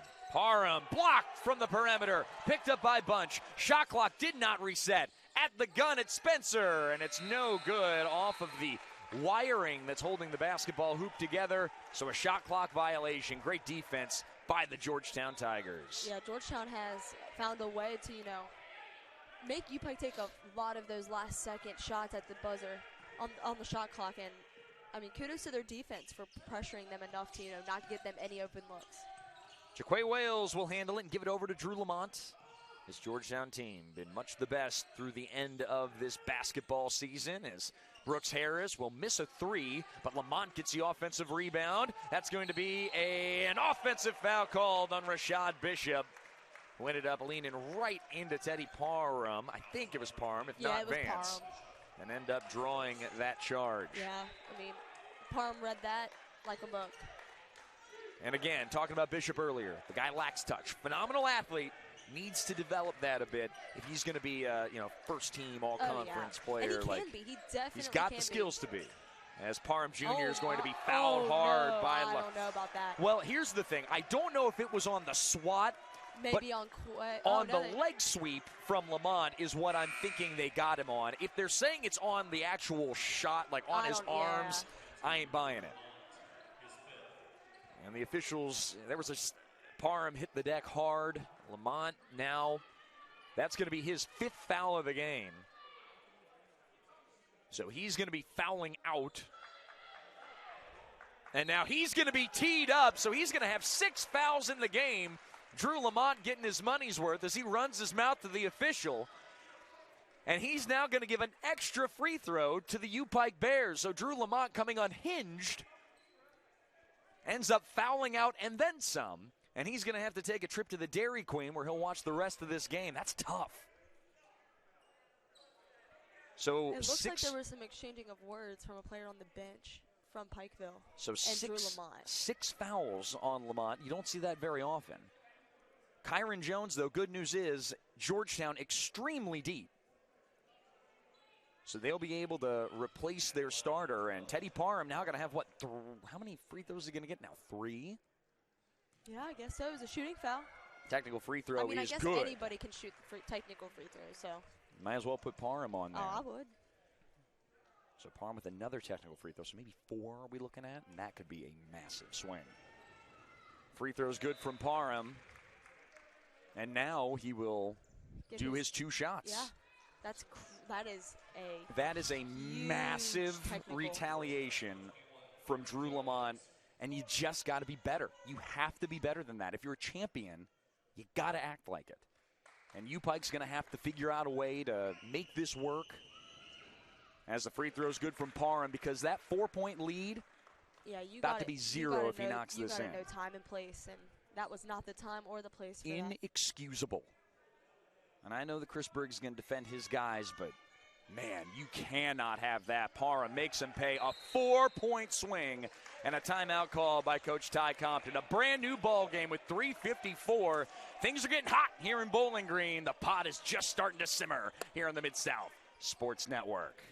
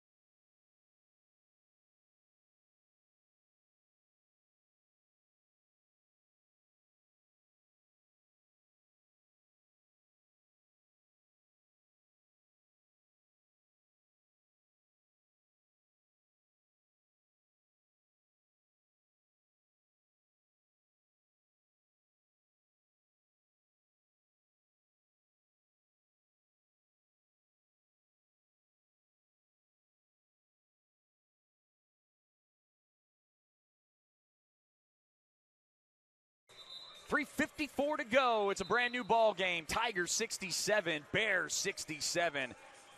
It is a good old-fashioned Mid-South slugfest between these two teams that have met several times in the Mid-South Conference tournament over the years. It's a very old rivalry, and it comes to a head tonight as UPIKE will be leaving the Mid-South Conference after this year. And Georgetown going to stick around.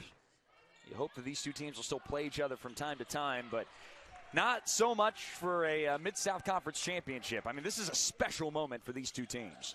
Yeah, thinking of it now, I can see, Georgetown being a powerhouse in the Mid-South starting out next year, especially with all the teams that are leaving the conference. And, they get so many weapons back. So many weapons. And with 5 teams leaving again, that opens the doors even more. Yeah. Jake Omer gets a score, and Georgetown will retake the lead. Jake Omer might have to take over this ball game for the Tigers. As Vance will kick it out to Warwicks. Extra pass. Open is Bunch for the lead. You betcha! Oh, what a shot from Bunch as the Bears poke their nose ahead here in deep stretch. Yeah, that's a huge turn of events right here for Pikeville. That foul and technical really was a big motivation booster. But Jake Omer, just too good, hits a 3 to answer back. It's the Tigers by 2. Now Kean Warwicks will give it into Bunch, and now Vance. Bunch hit the big 3 to put UPIKE up. Parham feeds into Vance. He goes up for 2, and that's good. A right hand right back to the gut of Georgetown. Yeah, what a ball game. 72 all, 2:35 to go. Omer, will he call his number again? He's got 5 straight points for GC.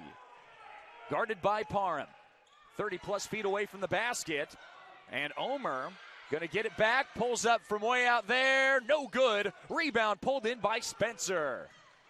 Now Warwicks. UPIKE looking to retake the lead. Here come the Bears.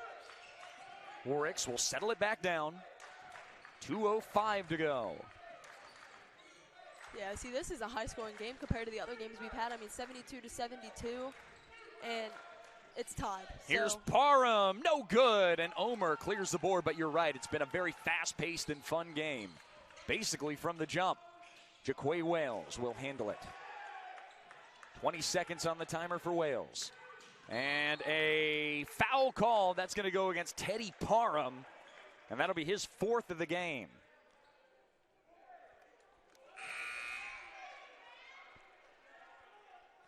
.102 seconds to go. And that'll put Kyron Jones on the free throw line. Shooting 1 and then a bonus. So it is 1-and-1 shooting. And for UPIKE, you got to let Parham stay in there. You can't take him off now. There's only a minute 42 left.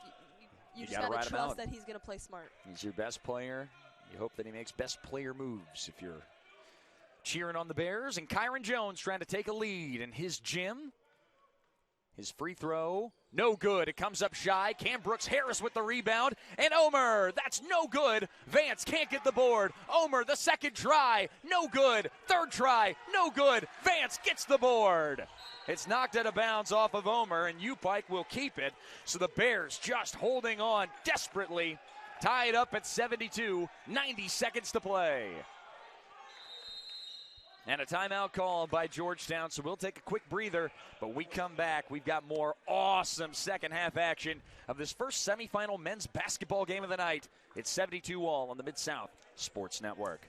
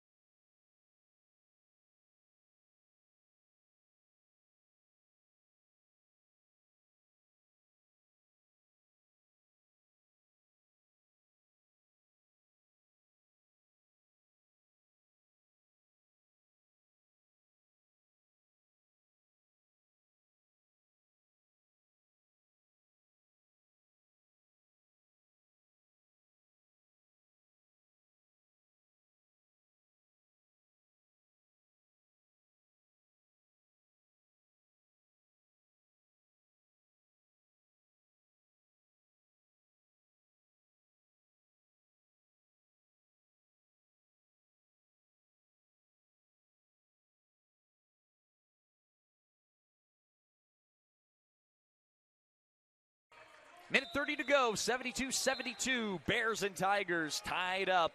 Winner will go on to the Mid-South Conference Championship game. Georgetown already an automatic qualifier as they are the regular season champions. But Pikeville, they're fighting for their lives. I would think that they're going to be in the NAI tournament one way or another. They better be, at least. Yeah. But, of course, a little Mid-South bias maybe coming from my angle.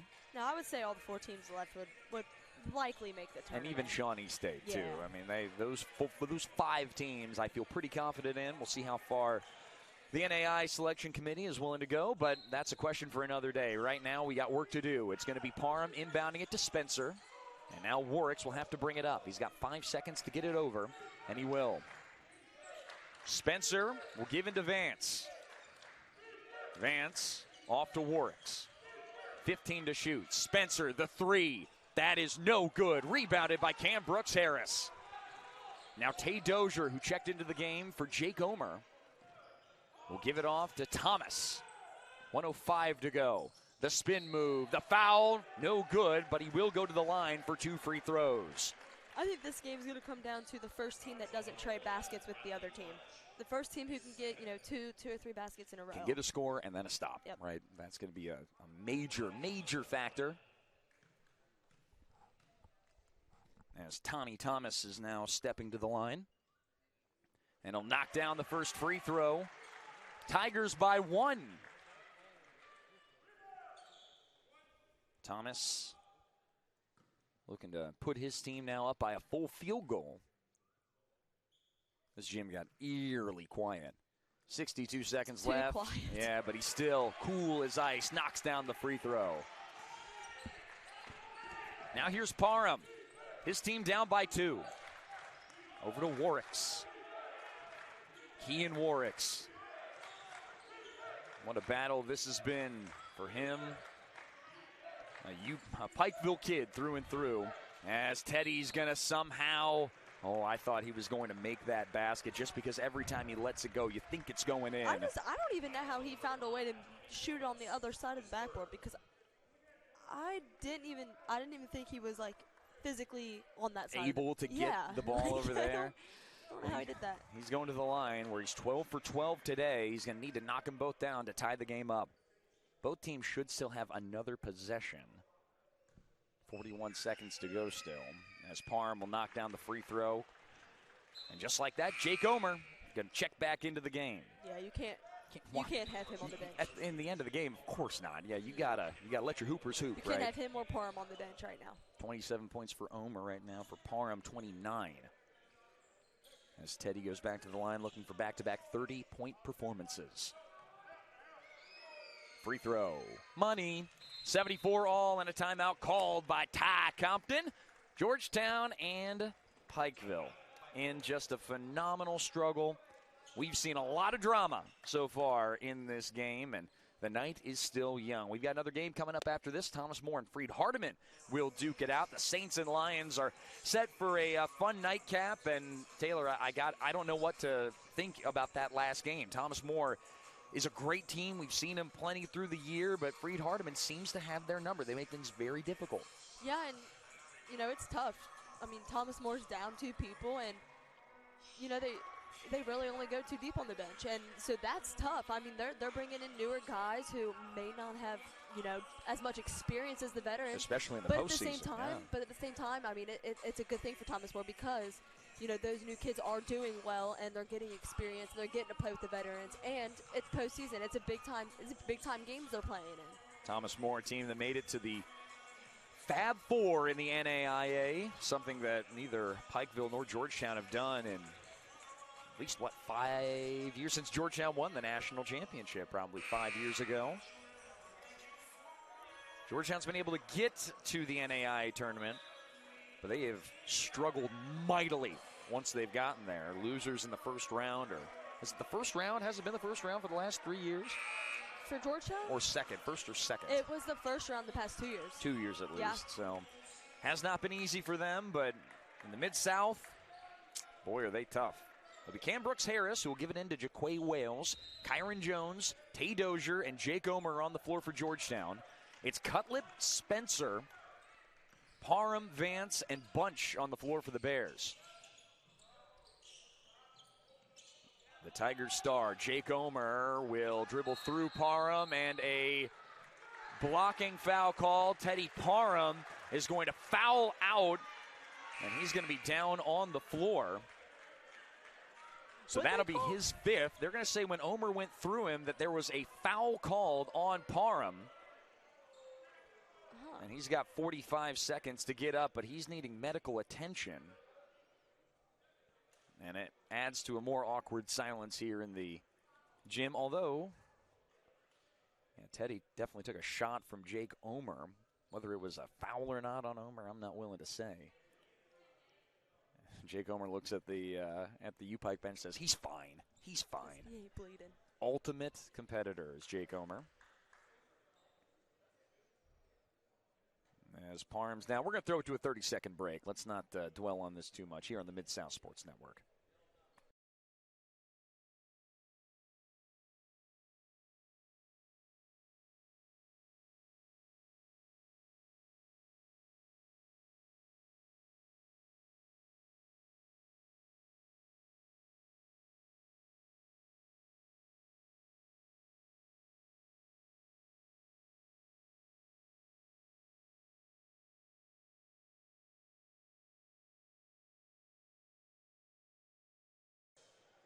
And Teddy Parham will have to limp off the floor. He's not off the floor yet, so basketball cannot commence. Teddy Parham still being assisted by the training staff. And Jake Omer is going to go to the line to shoot 2 bonus free throws for the foul that occurred solid 24 feet away from the hoop. Free throw, no good. So Jake Omer, indeed human. Oh, he's human. Omer, that is for sure. Omer to the line for his second try, and he is 0 for 2. It's rebounded by Bunch, and Pikeville gets the ball back. Shot clock rendered irrelevant. Bears can hold it for the final, and they're going to call a timeout. So Ty Compton wants to talk this over. They're going to have the ball. They're going to have a chance at the last shot to either win this or send it to overtime, Taylor, that is a massive, massive build in this story for Jake Omer, who's been perfect all game long, to miss 2 free throws. It's tough, but, you know, it doesn't come down to 2 free throws. It comes down to all the things before that, everything. right? Yeah. And, you know, you can sit here and name 10 things that, you know, should make Pikeville up 10 and 10 things that should make Georgetown up 10. But, you know, at the end of the day, it's a tie ball game, and there's 19.5 seconds left. Someone's got to lock down and D up, or someone's got to go get a bucket. Bears trying to pull off, not a miracle, but it would be a huge upset against the #1 team in the Mid-South Conference and the reigning champions. 19.5 seconds to go. So you're thinking, they get the ball inbound. You burn how long until you start developing? 10-ish seconds? Yeah, I mean, I start going at between 9 and 11 seconds left. Okay, so with 9 and Give 11 yourself seconds. a chance for an O board, but not enough time for them to get down the court and make a shot. Or some miracle to happen for Georgetown. Right. You got to make sure you inbound the ball successfully. Georgetown, a very aggressive team, but Georgetown also has to be careful. Everyone's in the double bonus, so a foul would put Pikeville on the line, shooting 2 automatic ones, and you can't rely on them to miss 2 free throws, but I don't know. It's going to be a fun one all the way to the end. Are we going to have more overtime? Maybe. Georgetown's women decided overtime would be a good idea in that first game, and it didn't work out for them. It definitely won't surprise me. I mean, it's been neck and neck the whole entire game. So on the floor for the Tigers will be Dozier, Brooks Harris, Jones, Wales, and Thomas.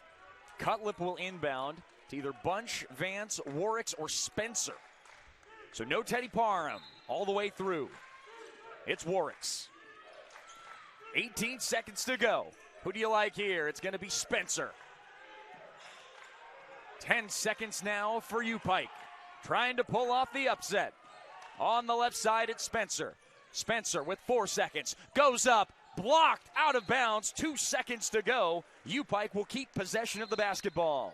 And a timeout going to be called as well. So with 2 seconds left, it's looking to me, unless there is a quick foul or probably not even on a steal, but it's looking to me like this is either going to be UPIKE's game to win or we're going to OT. Yep, that's what it's looking like to me too. I mean, 2 seconds left, they're under the basket, so really anything can happen at this point. And you draw up your best play of the year. I know that this is the semifinals. You're not in the championship yet, but you got to give it the beans. You got to go all in. Give everything you've got in this play, and you just might knock off Georgetown. You just might do it and make all those folks back in the mountains super happy. Yep. The winner of this game will play tomorrow night at 7:30 p.m. Central Time. That's 8:30 Eastern for all of you back home, back east. And that's going to be a very, very fun one between whoever plays this game and whoever wins the next one. Yeah, I'm excited for Championship Monday. It's a good time. It'll be 2 solid games. I should say whoever wins this game and whoever wins the next game. Freed Hardeman and Thomas More hungry. Freed Hardeman trying to get to their first Mid-South Championship game, and Thomas More trying to go back for the 4th straight year.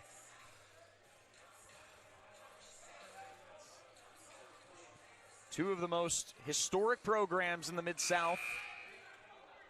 Tied up at 72 with 2 seconds flat remaining. The inbound pass will come from Cutlip. Other 4 out there for UPIKE are the same. Spencer, Vance, Bunch, and Warwicks. Here we go.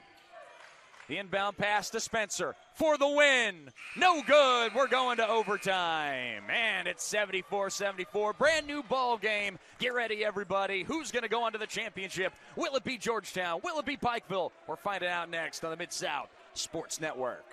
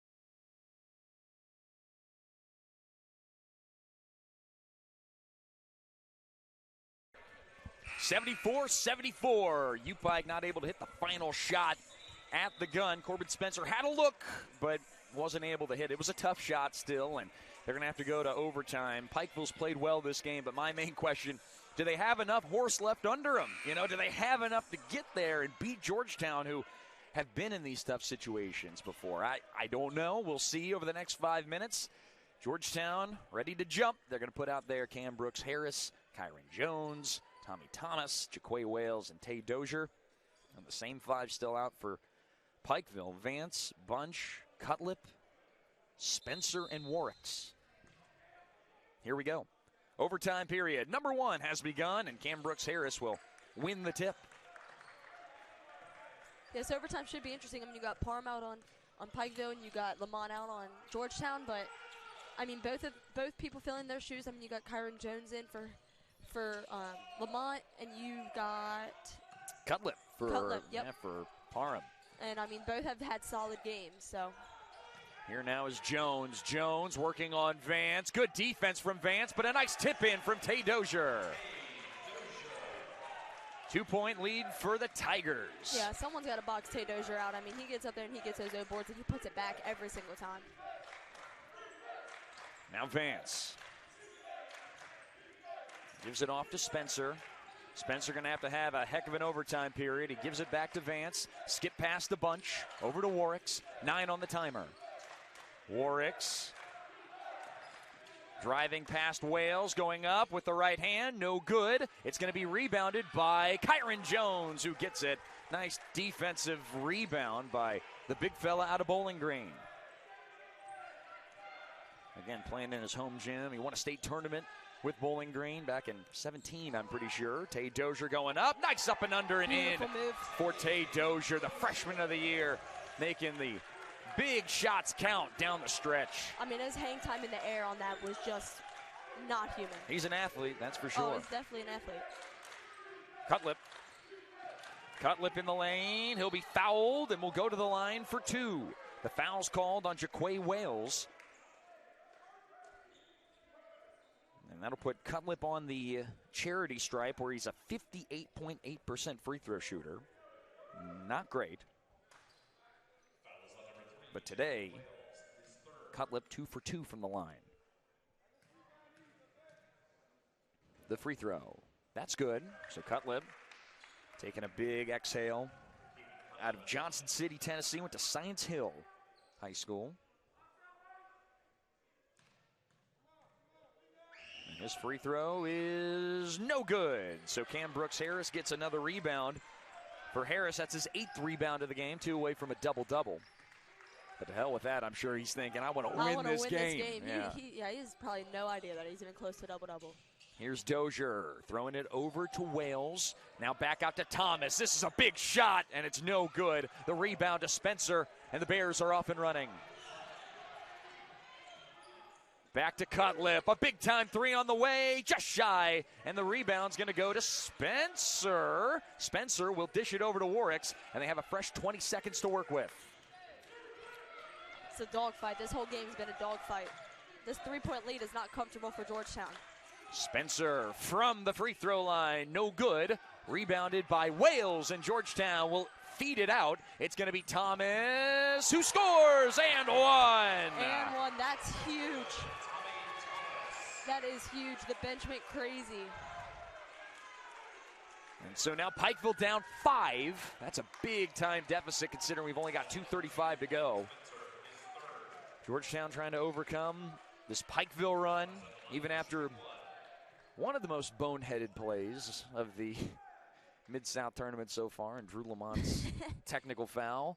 It's hard to say whether that's going to be way more costly, but the backboard thing last night was pretty huge too from Jemias Jones. Yeah. The technical fouls here in the Bowling Green's Studio Financial Arena have been spicy, to say the least. Spicy is a good nice word for it, yep. And we're not done with the basketball yet tonight, folks. We got another game. We got another one tomorrow for men's basketball. Fun all the way around as Devin Collins is now in. And Vance, the big man, loses it. Jones gets the takeaway, and Jaquay Wales will push the pace. Here's the dagger from Brooks Harris, and it's in! That might be what they needed to push them over the edge. And so the Bears going to have to hustle back to the huddle.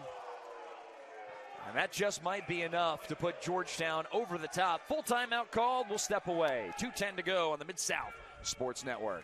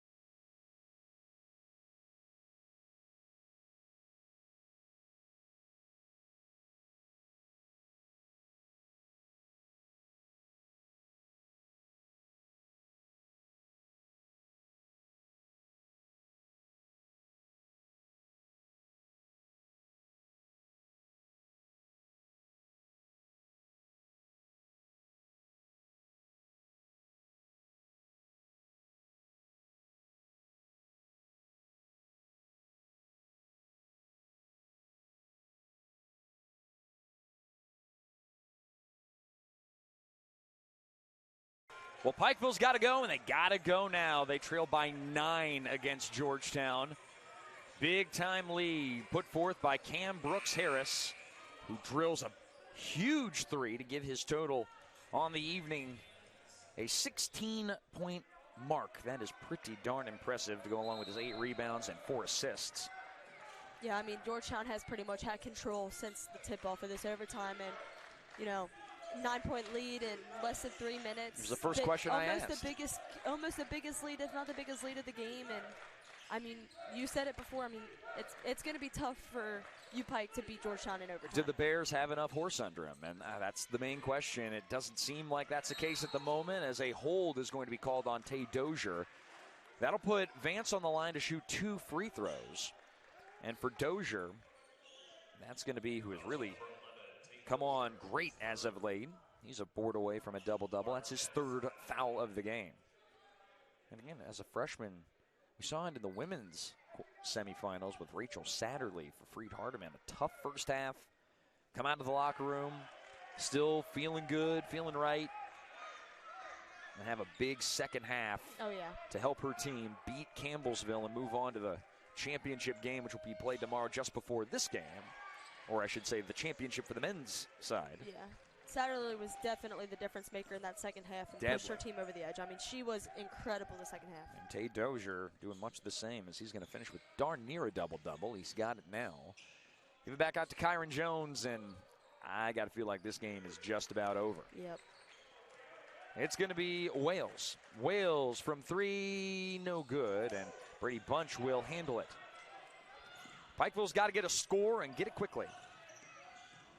Spencer back over now to Warwick's from 3, no good. Wales doesn't get the board. It's going to be Thomas who grabs it. And now a little press coming from Pikeville. And a foul eventually on, I think that's going to be Collins who gets called for it. They'll put Kyron Jones on the free throw line. Kyron Jones. No points yet for him in this game, but 7 rebounds. I don't think he's taken too many shots, has he? He's taken 4, and he's 0 for, and he knocks in the first free throw. So he won't go scoreless in his high school gym.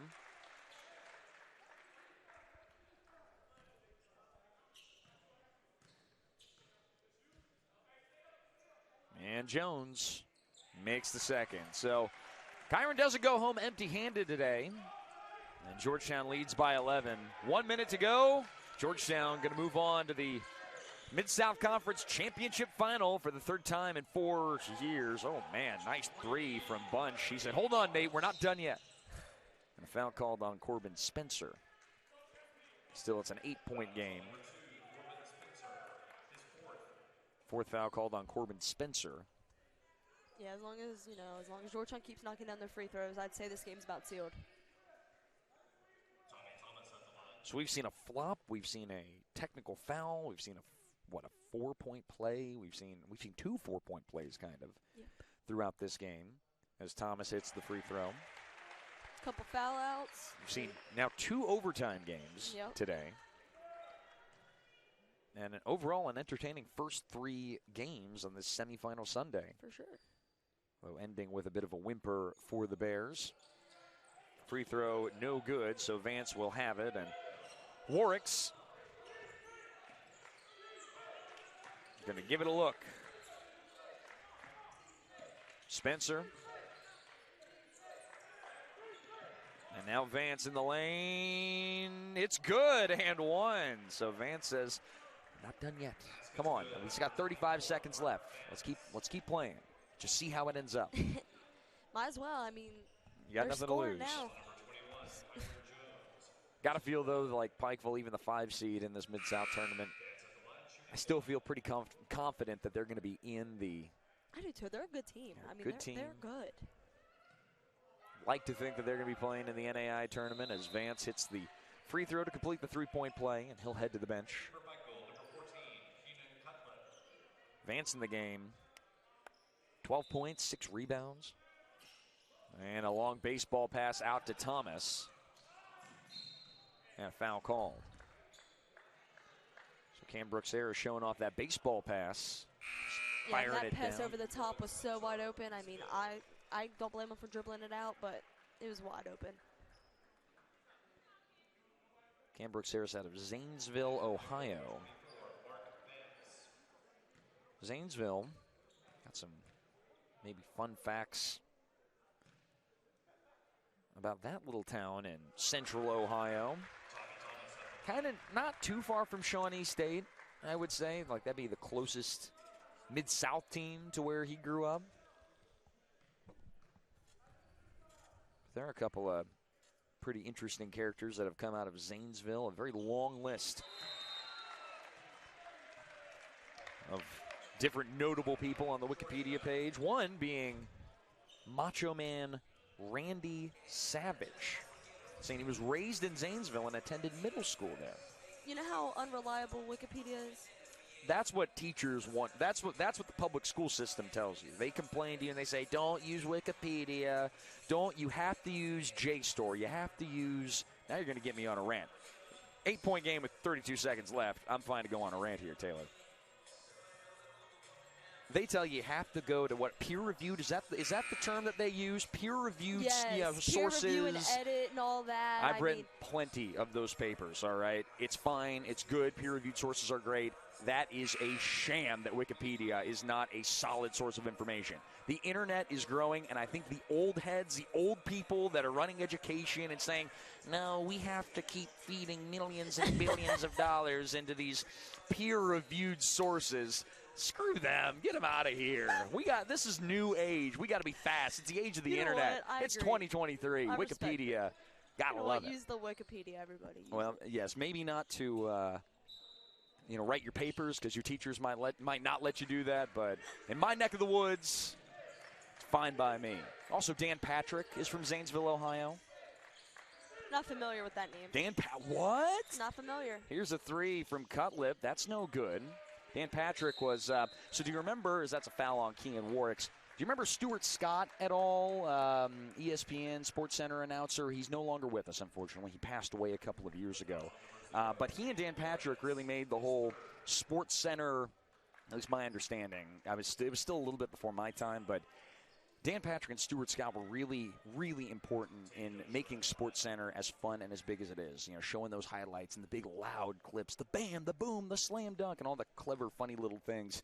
Dan Patrick and, him and Stuart Scott were very, very key in that rise of SportsCenter. Because before, it was, at least from what I've been told, in the 80s and 70s, it was kind of boring at times, and it wouldn't be as exciting as what it was. I don't know if it is as much now, but basically, the SportsCenter is because of people like Dan Patrick and people like Stuart Scott as Cutlip misses the 3, and that's going to just about do it. So we'll wrap up our talk about Zanesville, and we'll cover more about Cam Brooks-Harris and company next time, because the Tigers have clawed their way to an overtime victory over the Pikeville Bears, 70-81. Yeah, I mean, an overall great game by both teams, but, Georgetown they had it from the beginning of the second half. I mean, they pushed at them, and Pikeville never gave up, and they gave them a run through the whole game. But as soon as overtime hit, I mean, it wasn't even a contest. Yeah, they showed their class. I said this earlier in the tournament. I can't remember exactly what game it was, but they showed their class. Actually, it was Freed Hardeman versus Campbellsville on the men's side. They showed their class, and I'm not talking about the way that they conduct themselves on the court, because obviously that was not great today. With some the Drew Lamont thing is going to keep me up at night tonight, I think. And that's going to be plenty. There are going to be plenty of talking points tomorrow. They're going to have to wrangle that in and figure that out, because Pikeville's a good, gutsy team. But Thomas More and Freed Hardeman, whoever Georgetown's going to play tomorrow, they better be ready, because they can't, in a championship game, if you're a championship program, you cannot act that way and expect to win every time. No, I agree.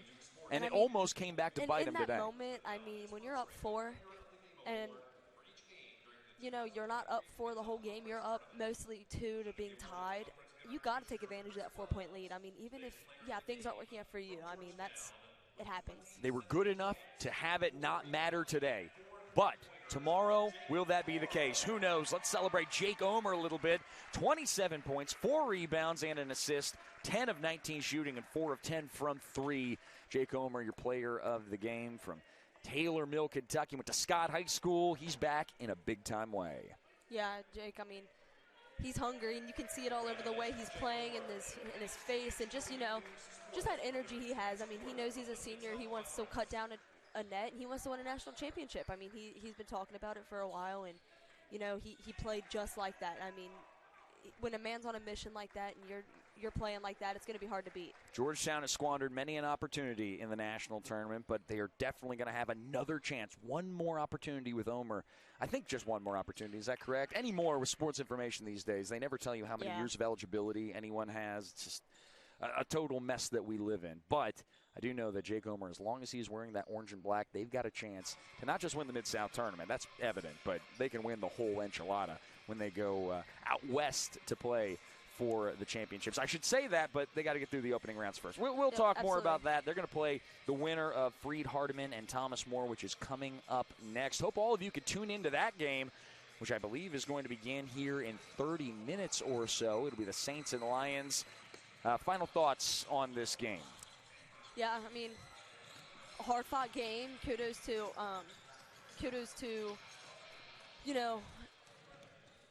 all of them. I mean, every single player came out, and they all had a reason to play, and they all had a reason to win.